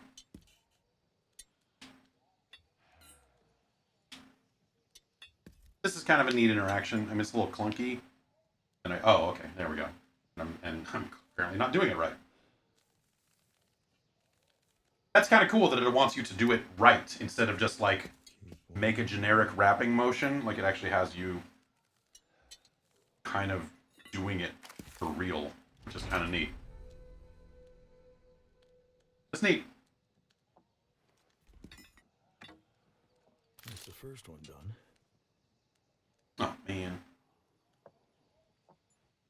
Alright.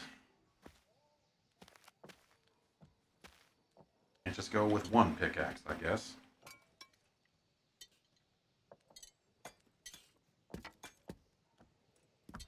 That's right. Got it.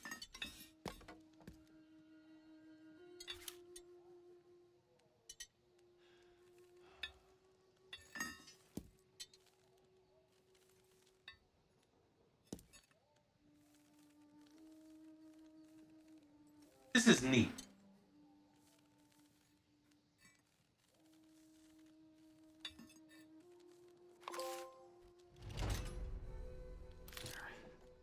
Now I can climb the mountain and get a scrapper's gear to fix the elevator. And go after Orid. I could also talk to the others, see if they know anything useful. There's something you should know about my brother. I don't actually need you to explain anything to me. If he'd have known you were trapped, injured, And yet he goes on anyway. he would have left you there if he felt his mission was more important. Well, a Shadow Carja would know all about sacrificing people for a cause, wouldn't they? Oh, you got me there. I get that you've got a problem with someone who fought with a Shadow Carja. Oh, you get it, do you? But if you can work with the Carja, if you can work with Orid, you can work with me. Hey, I brought you down from that mountain. Congratulations. You saved one Oseram life. You've still got many more mountains to climb. Don't fucking remind me. Do you know where Orid was going? All I know is he set off to the Sun Spear to get ahead of that Thunderjaw. After that, depends on the Thunderjaw. Alright, let's just go. I'll find Orid. Sure. The eye tracking stuff is okay here in the conversations, like.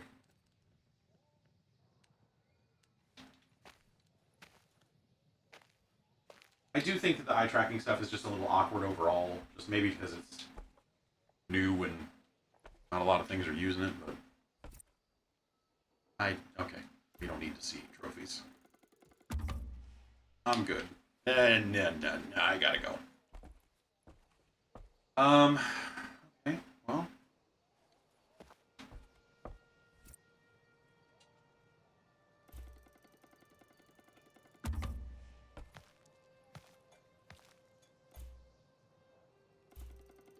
Let's do a little bit of this, and then maybe we'll move on.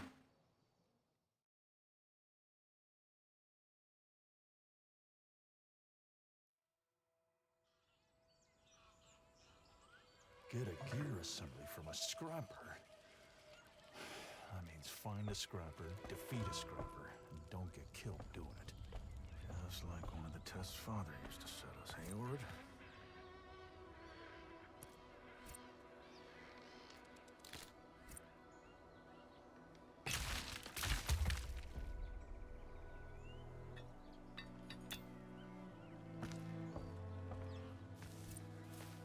Oh, I see.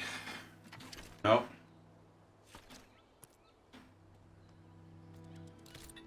Give me that back. Oh, drop my thing. I need that. Can I just pull another one out? I can't. Oh.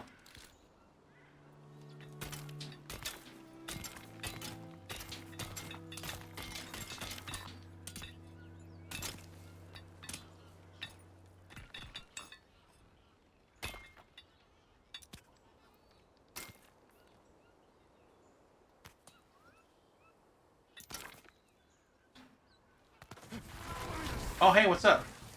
Scrapper here, all right. And I almost went straight into it.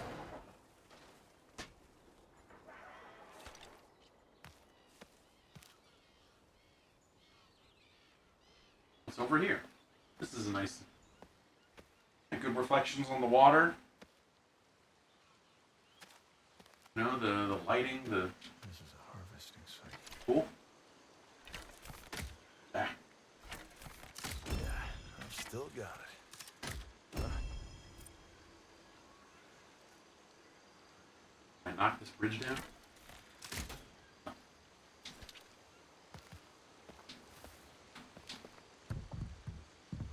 Another sparker. No. I can stack the stones here into a cairn. Okay.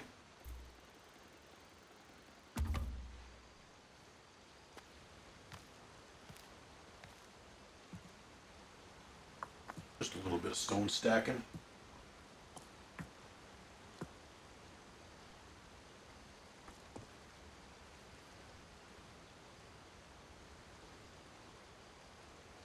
Okay. Walk your path with honor. Mark it with stone. Okay.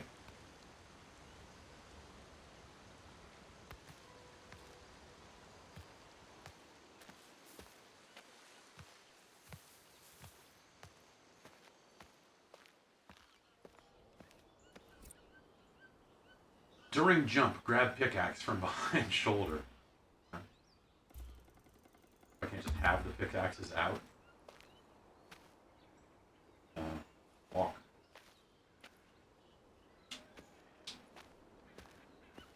Walk. Why can't I walk?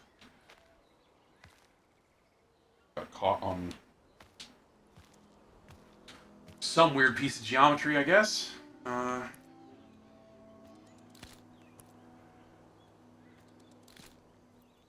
have my pickaxes ready.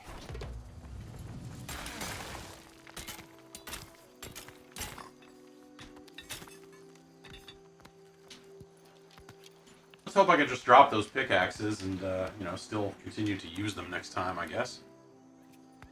I assume that's the case.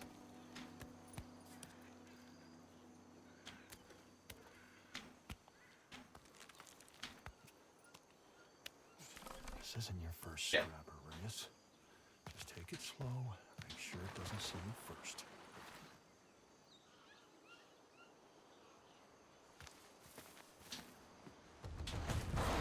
Sun save me!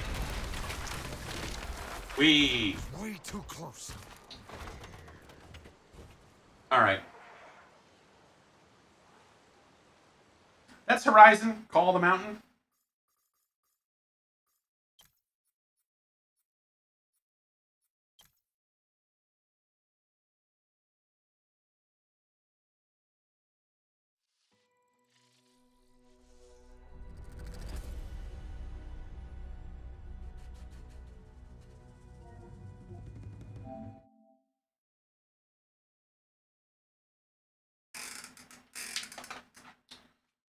And,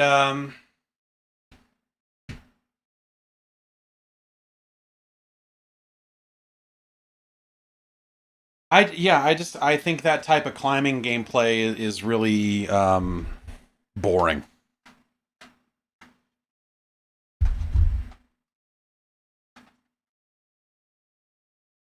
I think that's my big problem with it.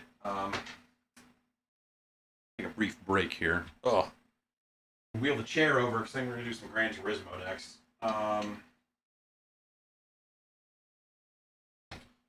Yeah, it's I think the climbing stuff is just really repetitive. I think it's really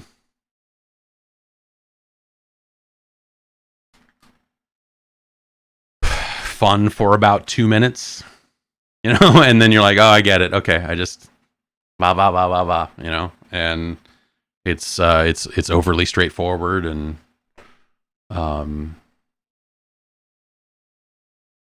not fun to do. Not the sort of thing I want to base a game around. And that game seems like it's way more navigation and climbing than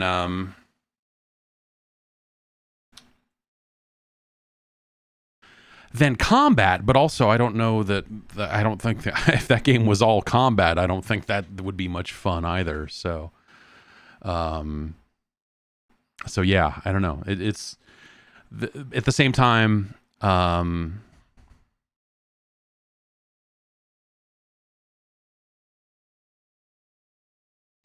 It's a really nice looking game, and so in a lot of ways it is a showpiece, good and bad, of I think both the capabilities of PSVR2, but also maybe some of the limitations of virtual reality, and some of what those games often are. And so it's a very beautiful environment that you're navigating, and just doing this really rote gameplay thing over and over again. The climbing stuff, you're just like staring at a wall the whole time. You can turn around and look around, but like you're just like bah, this wall is in your face, and you're just going and doing it. And the combat is, the dodging is really kind of I think it's pretty dull. Do any games run at? I don't know.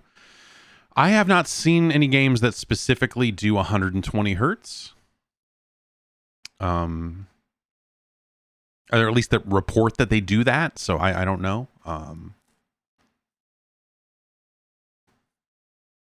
Is it a good workout? I mean, I don't know. Like, yes, like maybe not that game per se, but the fitness stuff that has been done in VR, like, yeah, that can be a really great workout. I'd be curious to see how that headset would stand up to kind of the sweat factor. That was always the thing. I remember with my Rift and with the first Quest, they sold these gaskets that were more a little plush, a little softer, and washable. And so the idea was like, if you're going to sweat into your headset, you can put this in there, and then you can just, the sweat will, you know, it's sort of a sweatband for your VR headset. And that was a good way to do it. What's the comfort level of the headset after a couple hours use? It's fine. It's totally fine. And is it easy to know where you're aiming? That's my problem with most VR games. So I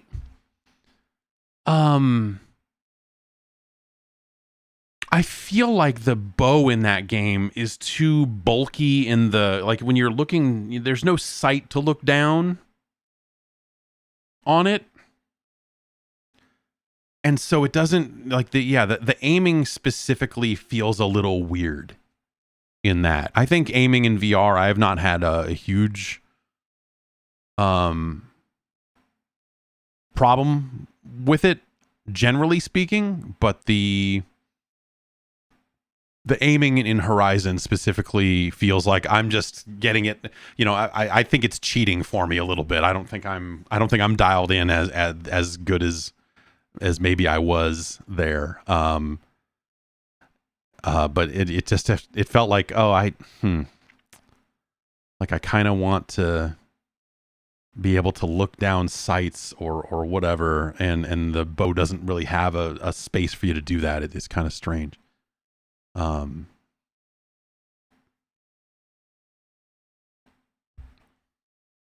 aiming in the game is aided by eye tracking. That's interesting because you don't have to turn on eye tracking. That's optional. So I wonder, what that would do in a different situation.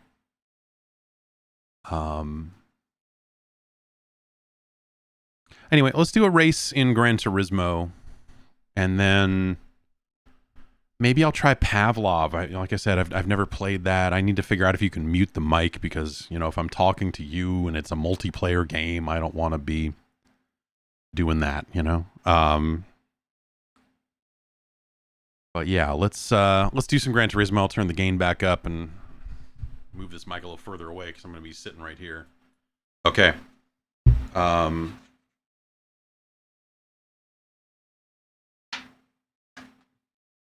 All right. So we see Pavlov is adding mods for consoles. Huh. Interesting. All that stuff has to be kind of approved by Sony, and so it's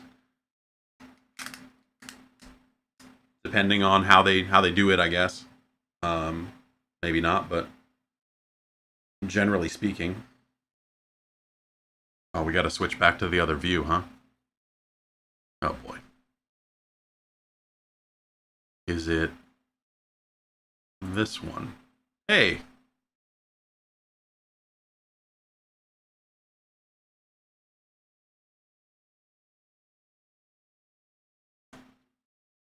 This bubblegum flavored drink sucks.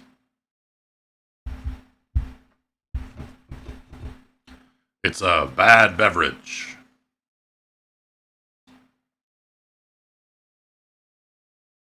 Okay, controller, and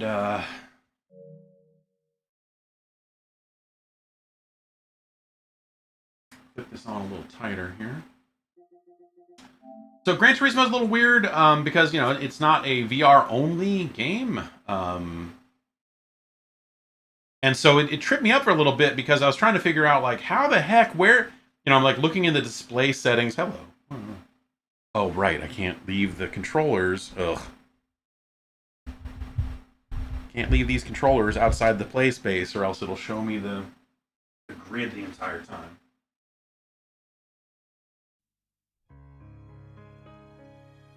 If I turn them off, that would be, that would work, but...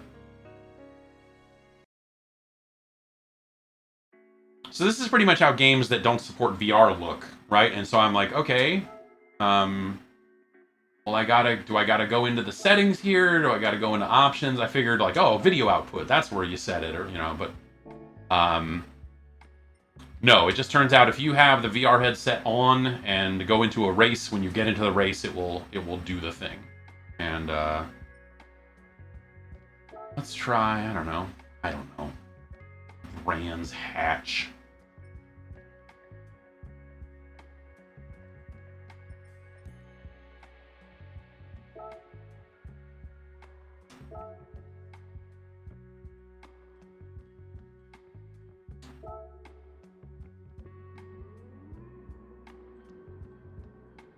Deep Forest.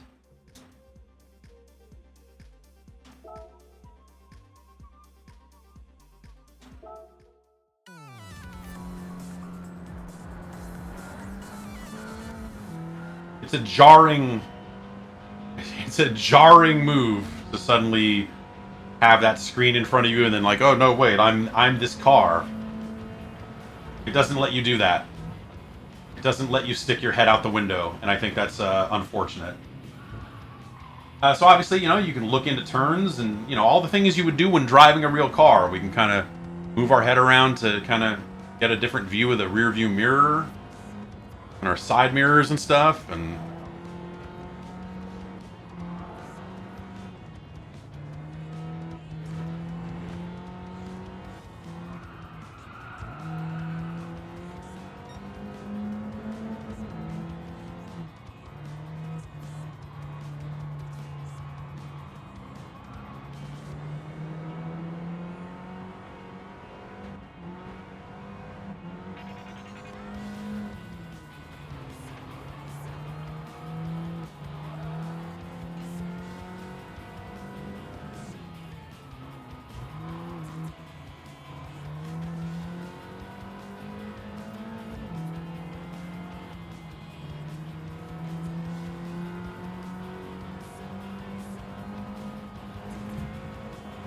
that's right, buddy.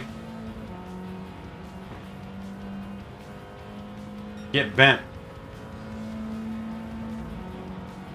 So, you see the back seat of the car.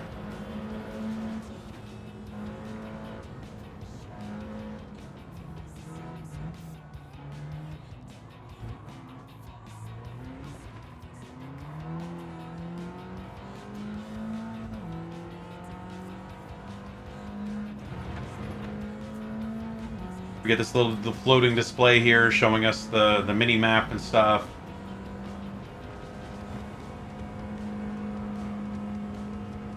And I think this is a fine way to drive. I don't like cockpit views in 2D, but this gives you the situational awareness you would want to have.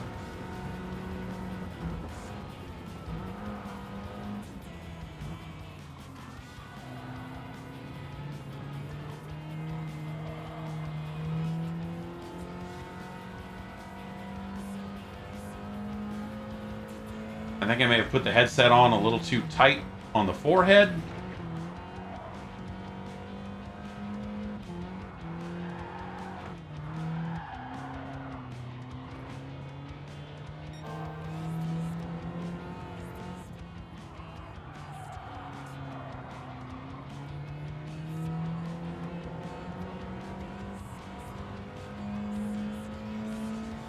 Gran Turismo obviously has always just been a pretty beautiful game visually, and seeing it up close like this is really nice. I think the lighting is really good. I think the glint off the tops of those tents right there is really good. The into and out of tunnel experience is really nice in terms of the lighting changing and all of that. Like, they've done a really good job with that. You can kind of get your head out there a little bit and look up.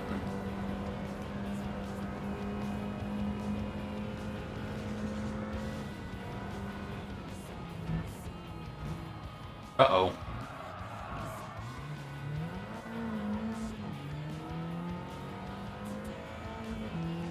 Ghetto bird. Back there.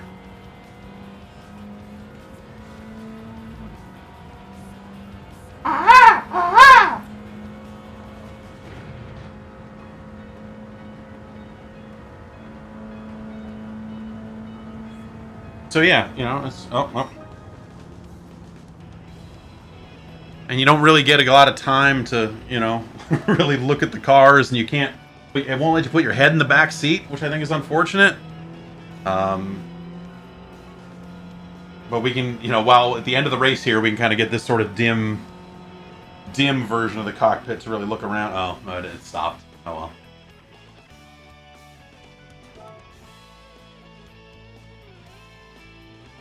Wistful, 4th place.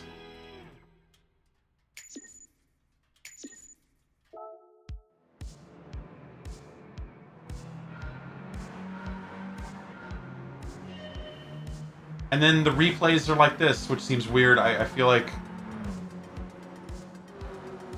I don't know. Like, I get why this isn't necessarily VR, because it's kind of jumping from perspective to perspective, but if I could do like a free cam in VR, that might be kind of cool. I don't know.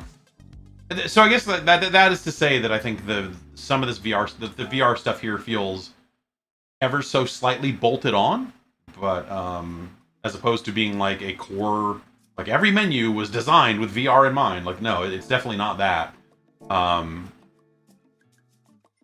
Do I have any better cars? I don't... How do I change cars? I hate the menu in this game. Garage?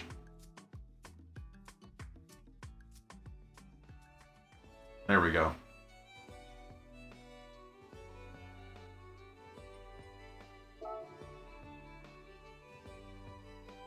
Nothing that exciting. Nothing with a really high PP.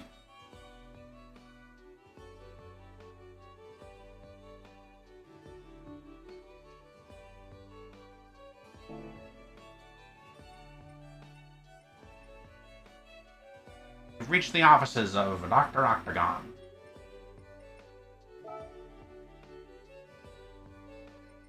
You're suffering from chimpanzee acne. Moose bumps.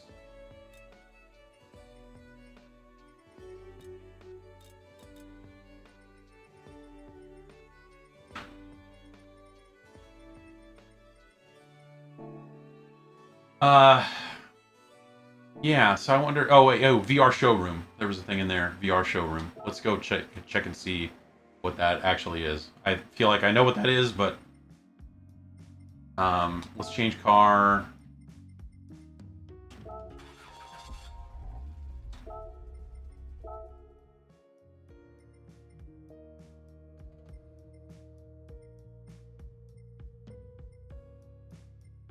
The City of Arts and Sciences.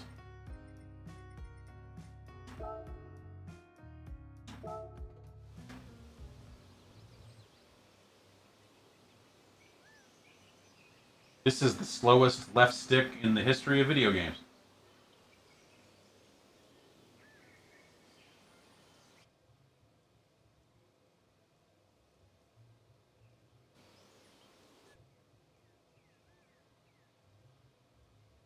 A small fucking backseat. I don't care how good you drift. You're not getting any action in the backseat of this car. It would be nice to be able to, you know, just... Also, I feel like I'm part of the seat. Like...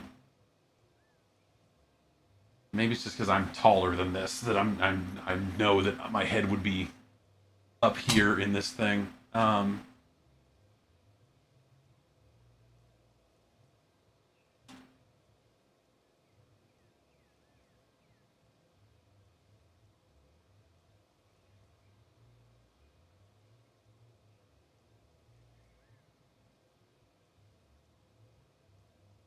I really...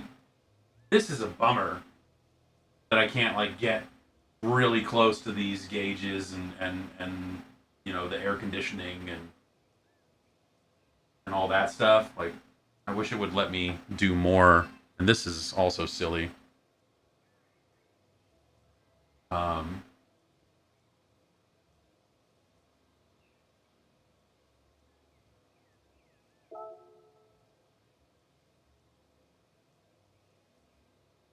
This is time of day. what I'm changing? Yeah.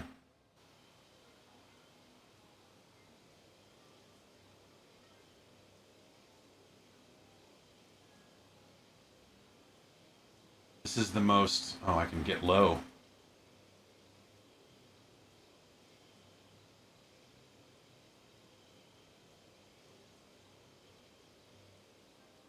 Now, we don't want anyone to get sick, ever, so let's make sure that it barely moves.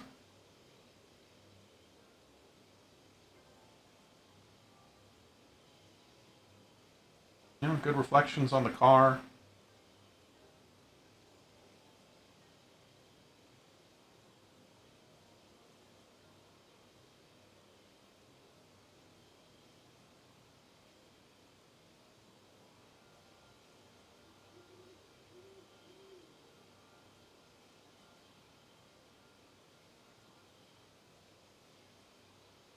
You can really, get up close and personal with these cars.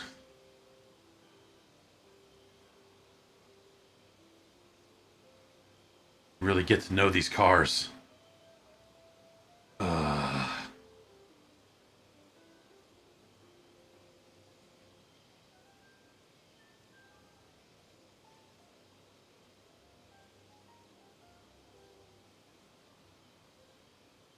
Mm, mm, mm, ah. Ah.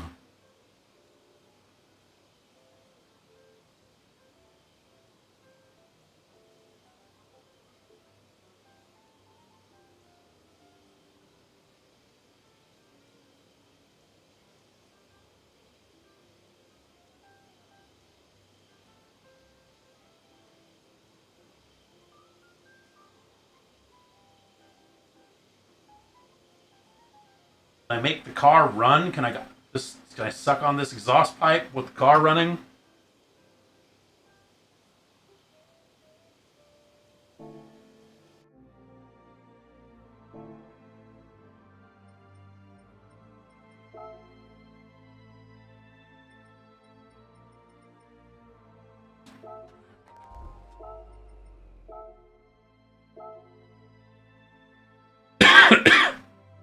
Oh, we could have turned the headlights on.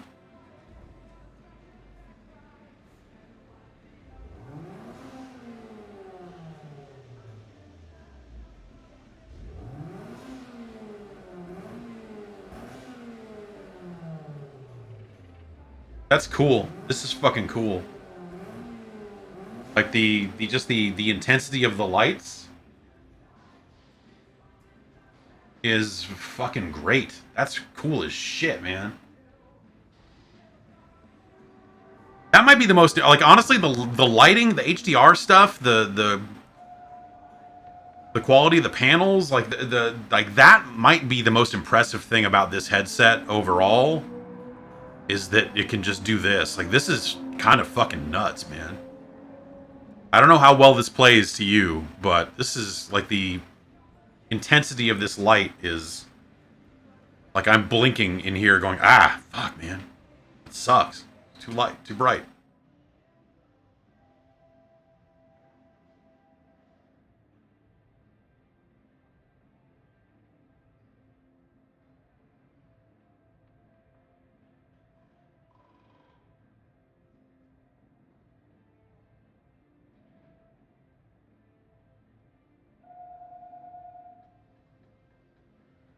Everything looks slightly, again, this is, you know, maybe these are pretty small cars, and I don't, you know, being as tall as I am, there's a lot of cars I don't, you know, a lot of smaller cars that I don't fit comfortably in. And so maybe that's why this just feels like a weird toy. Like, something about the scale of it feels slightly off to me.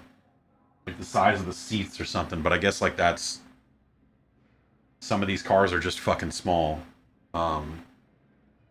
But like the scale, something about the scale seems weirdly off inside.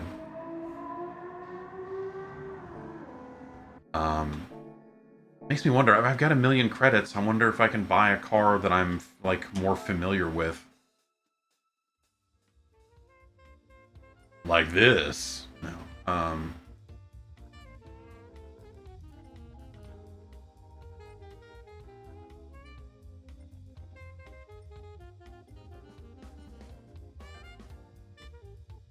I mean, I've sat in a Trans Am before, but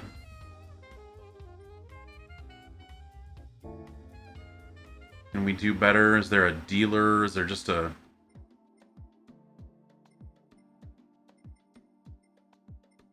is Brand Central where we go to buy cars? Dude, and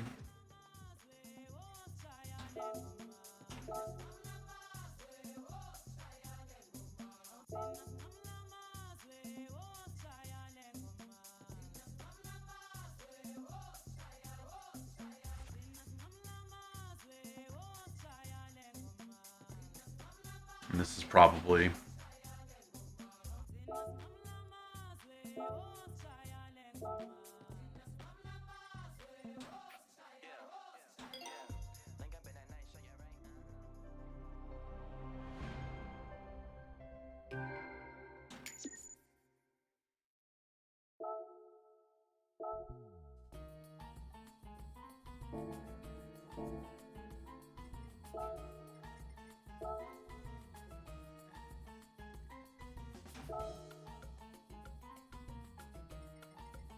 No, they don't have... They barely have any production regular ass Lexuses in here.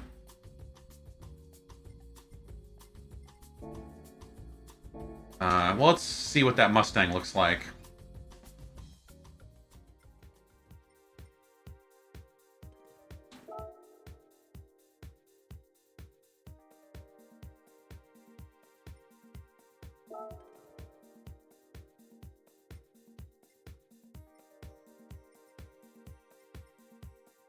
Broadbane.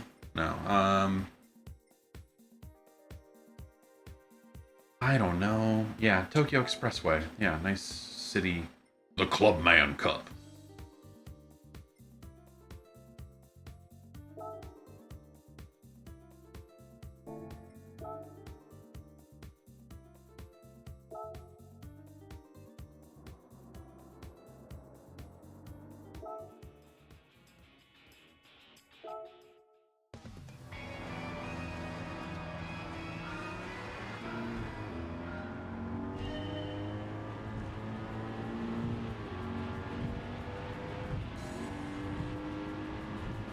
Yeah, I guess like that's my overall thought on all of the cars is that the cockpits feel a little small compared to the real cars.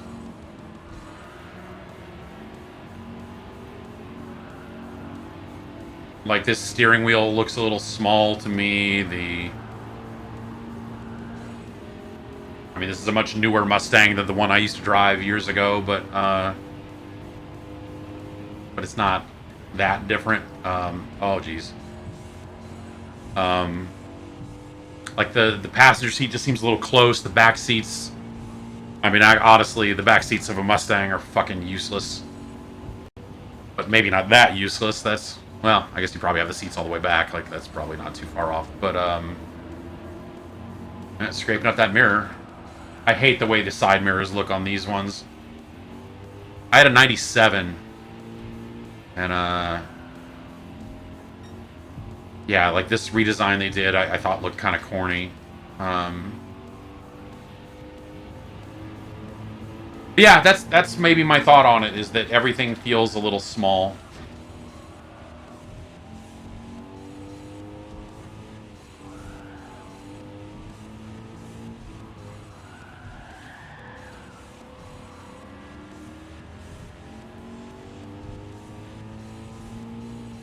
That's cool. You get the reflection in the windshield. You see the vents up there reflecting down. I don't know if that plays, but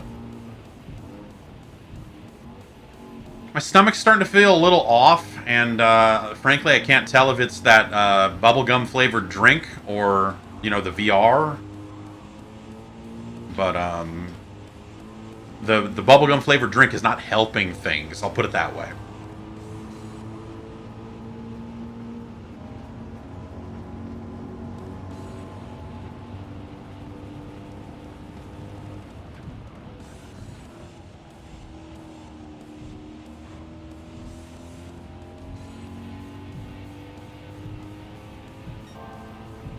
Yeah, this is cool. But yeah, I mean, like I said, driving a car that I've actually been in, because I did sit in, I have driven, I think this exact year of Mustang before, a 15. It just, everything seems a little small. Like ever so slightly. It's like as it was like 85% scale or something, you know?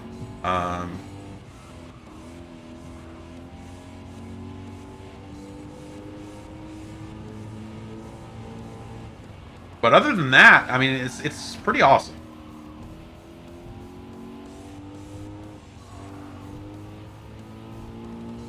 Gauges are very readable. Like, you know, if you want to look down and see how fast you're going, you can. And, you know, it's got 2 cup holders, which is nice.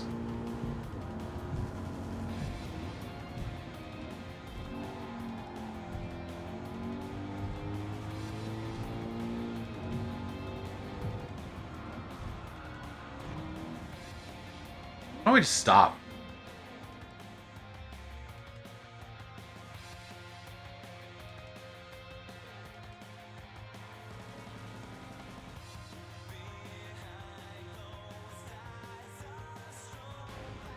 Yeah, I mean, yeah, that's pretty much how these cars look. And it's cool. But there's just something about the, I'm trying to put my hand out to get a sense of like the distance of like the I mean, I'm just kind of have to do by feel here, but like yeah, it's just a little small. It's just a little small. It's like they made a tiny little Mustang.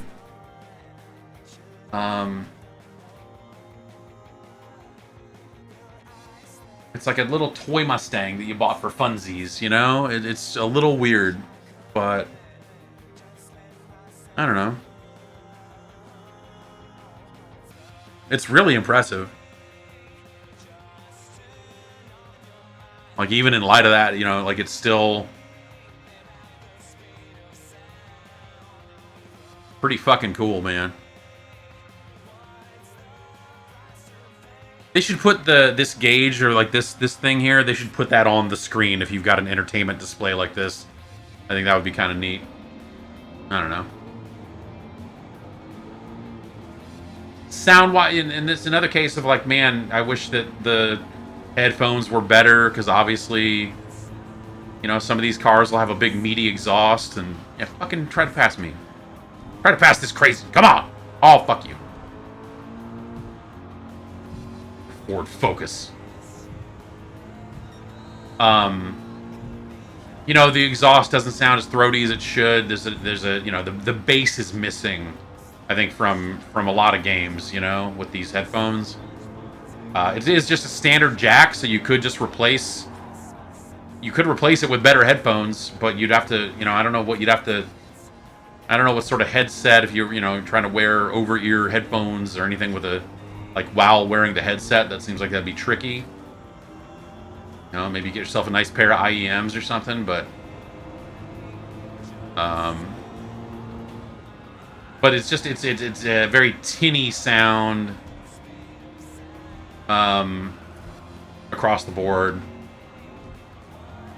And that's maybe the most disappointing hardware thing about the whole thing, is that these headphones are pretty weak.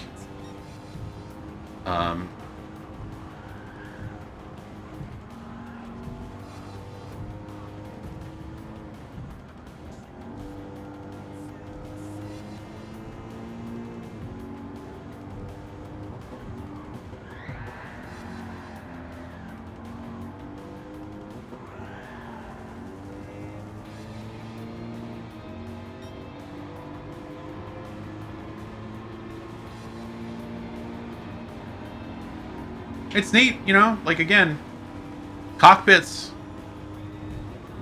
very easy to convey reality in a cockpit in VR, and just the cars behind you, cars in front of you, like the look of all, just it looks great.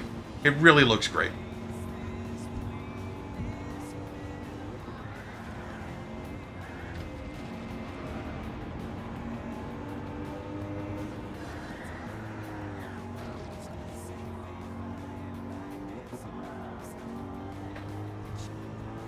What's the main menu here say? Page mode, track apps.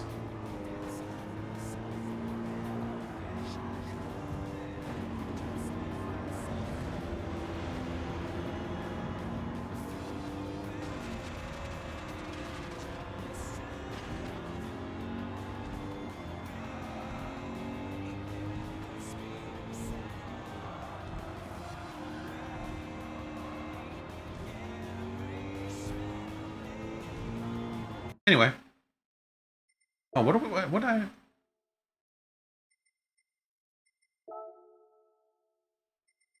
I guess we don't really get a lot of settings here. Oh, whoops. Well, whatever.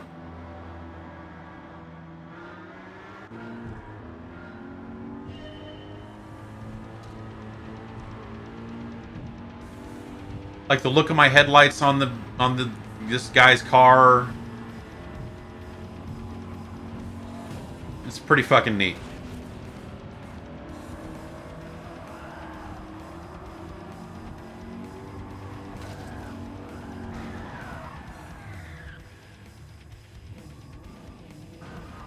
The headset vibrates on collisions.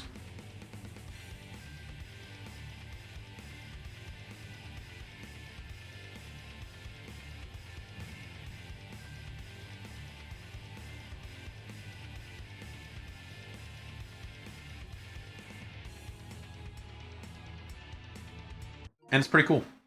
I don't know.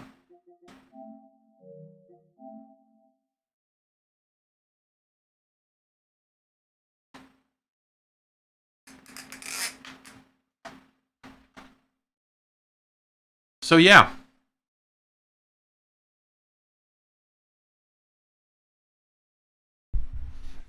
It's good.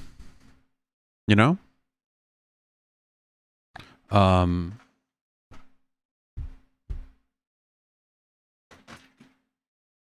That would be the, you know, because I'm just not a big Gran Turismo guy. But that would be... I could see myself playing more Gran Turismo in VR. Because it's pretty cool. Again, you know, I don't think that the scale is quite right, but it's, you know, it's a minor thing. Hitman VR, I don't believe is PlayStation 5 capable right now. I assume that they would add that. I don't actually know. But, you know, Hitman VR was a PlayStation 4 thing, and I assume that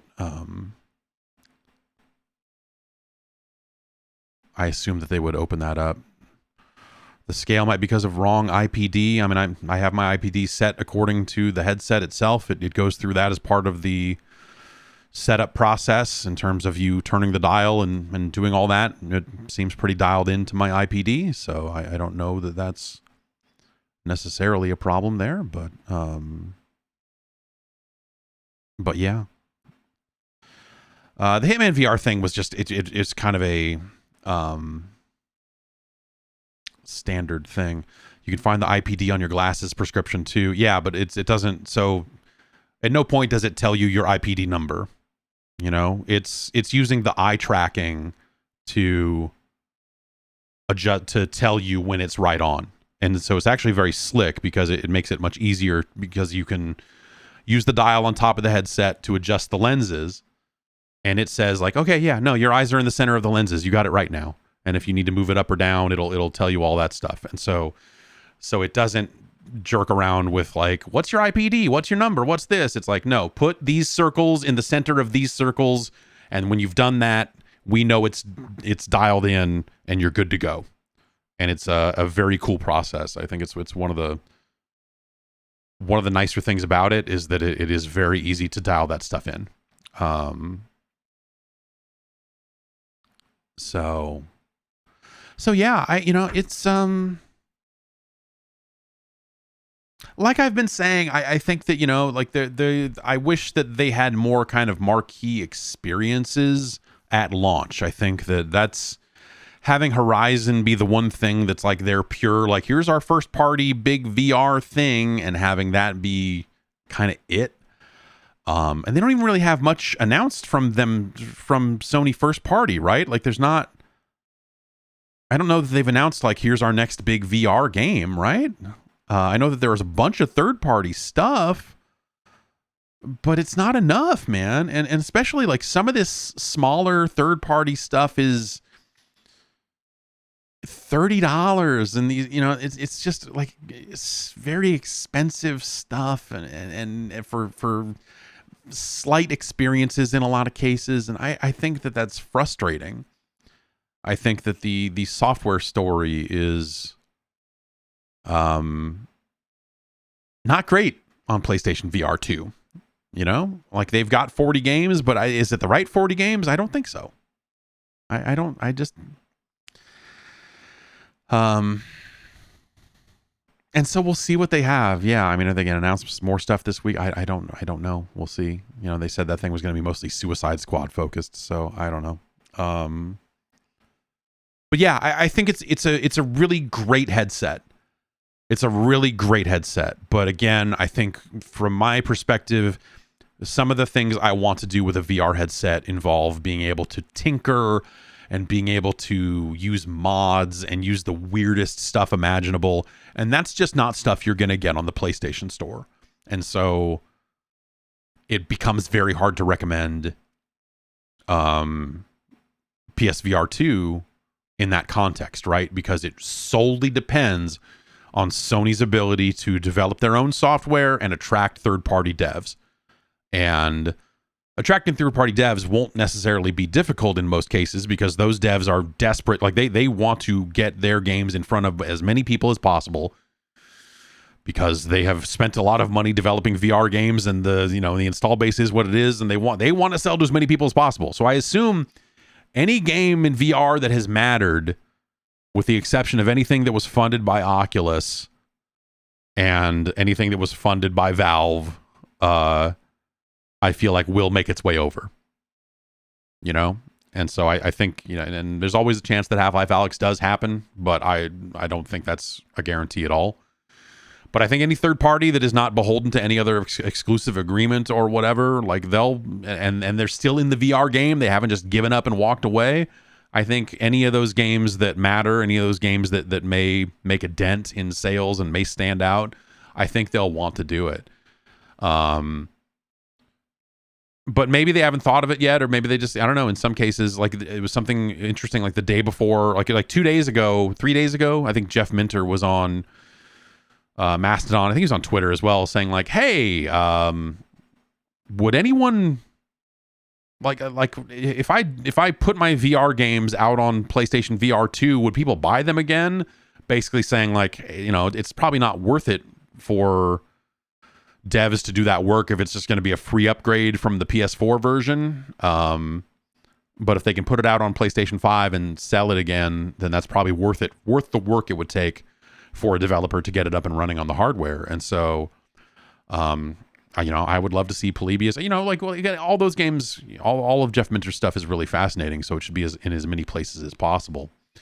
And I think in a world where a lot of these games sell for $30 and the pricing on everything seems kind of ridiculous too, why not? They should put that stuff. He should definitely put those games out. He should definitely put those games out.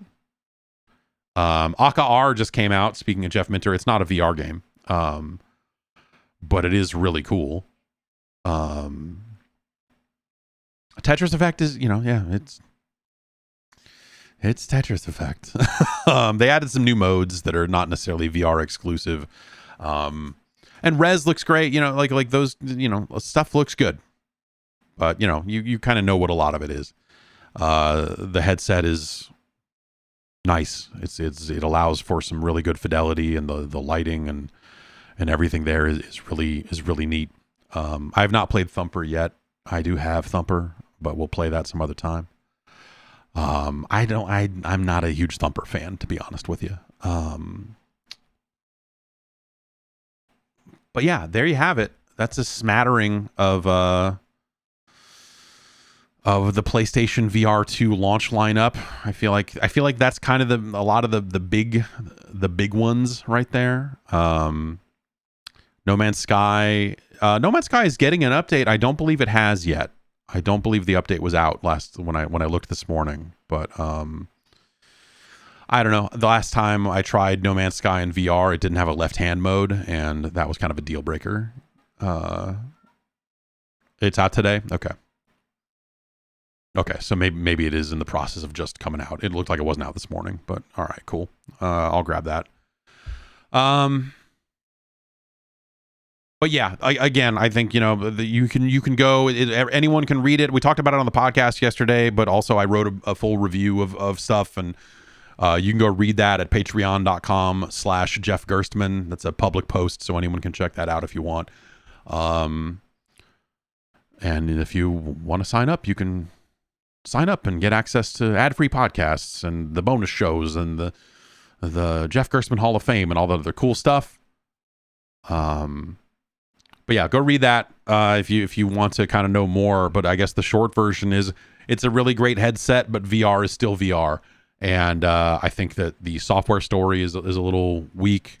And also, again, you kind of want to be able to mess around with VR stuff. And buying a headset that only works on a console is not going to let you really do that.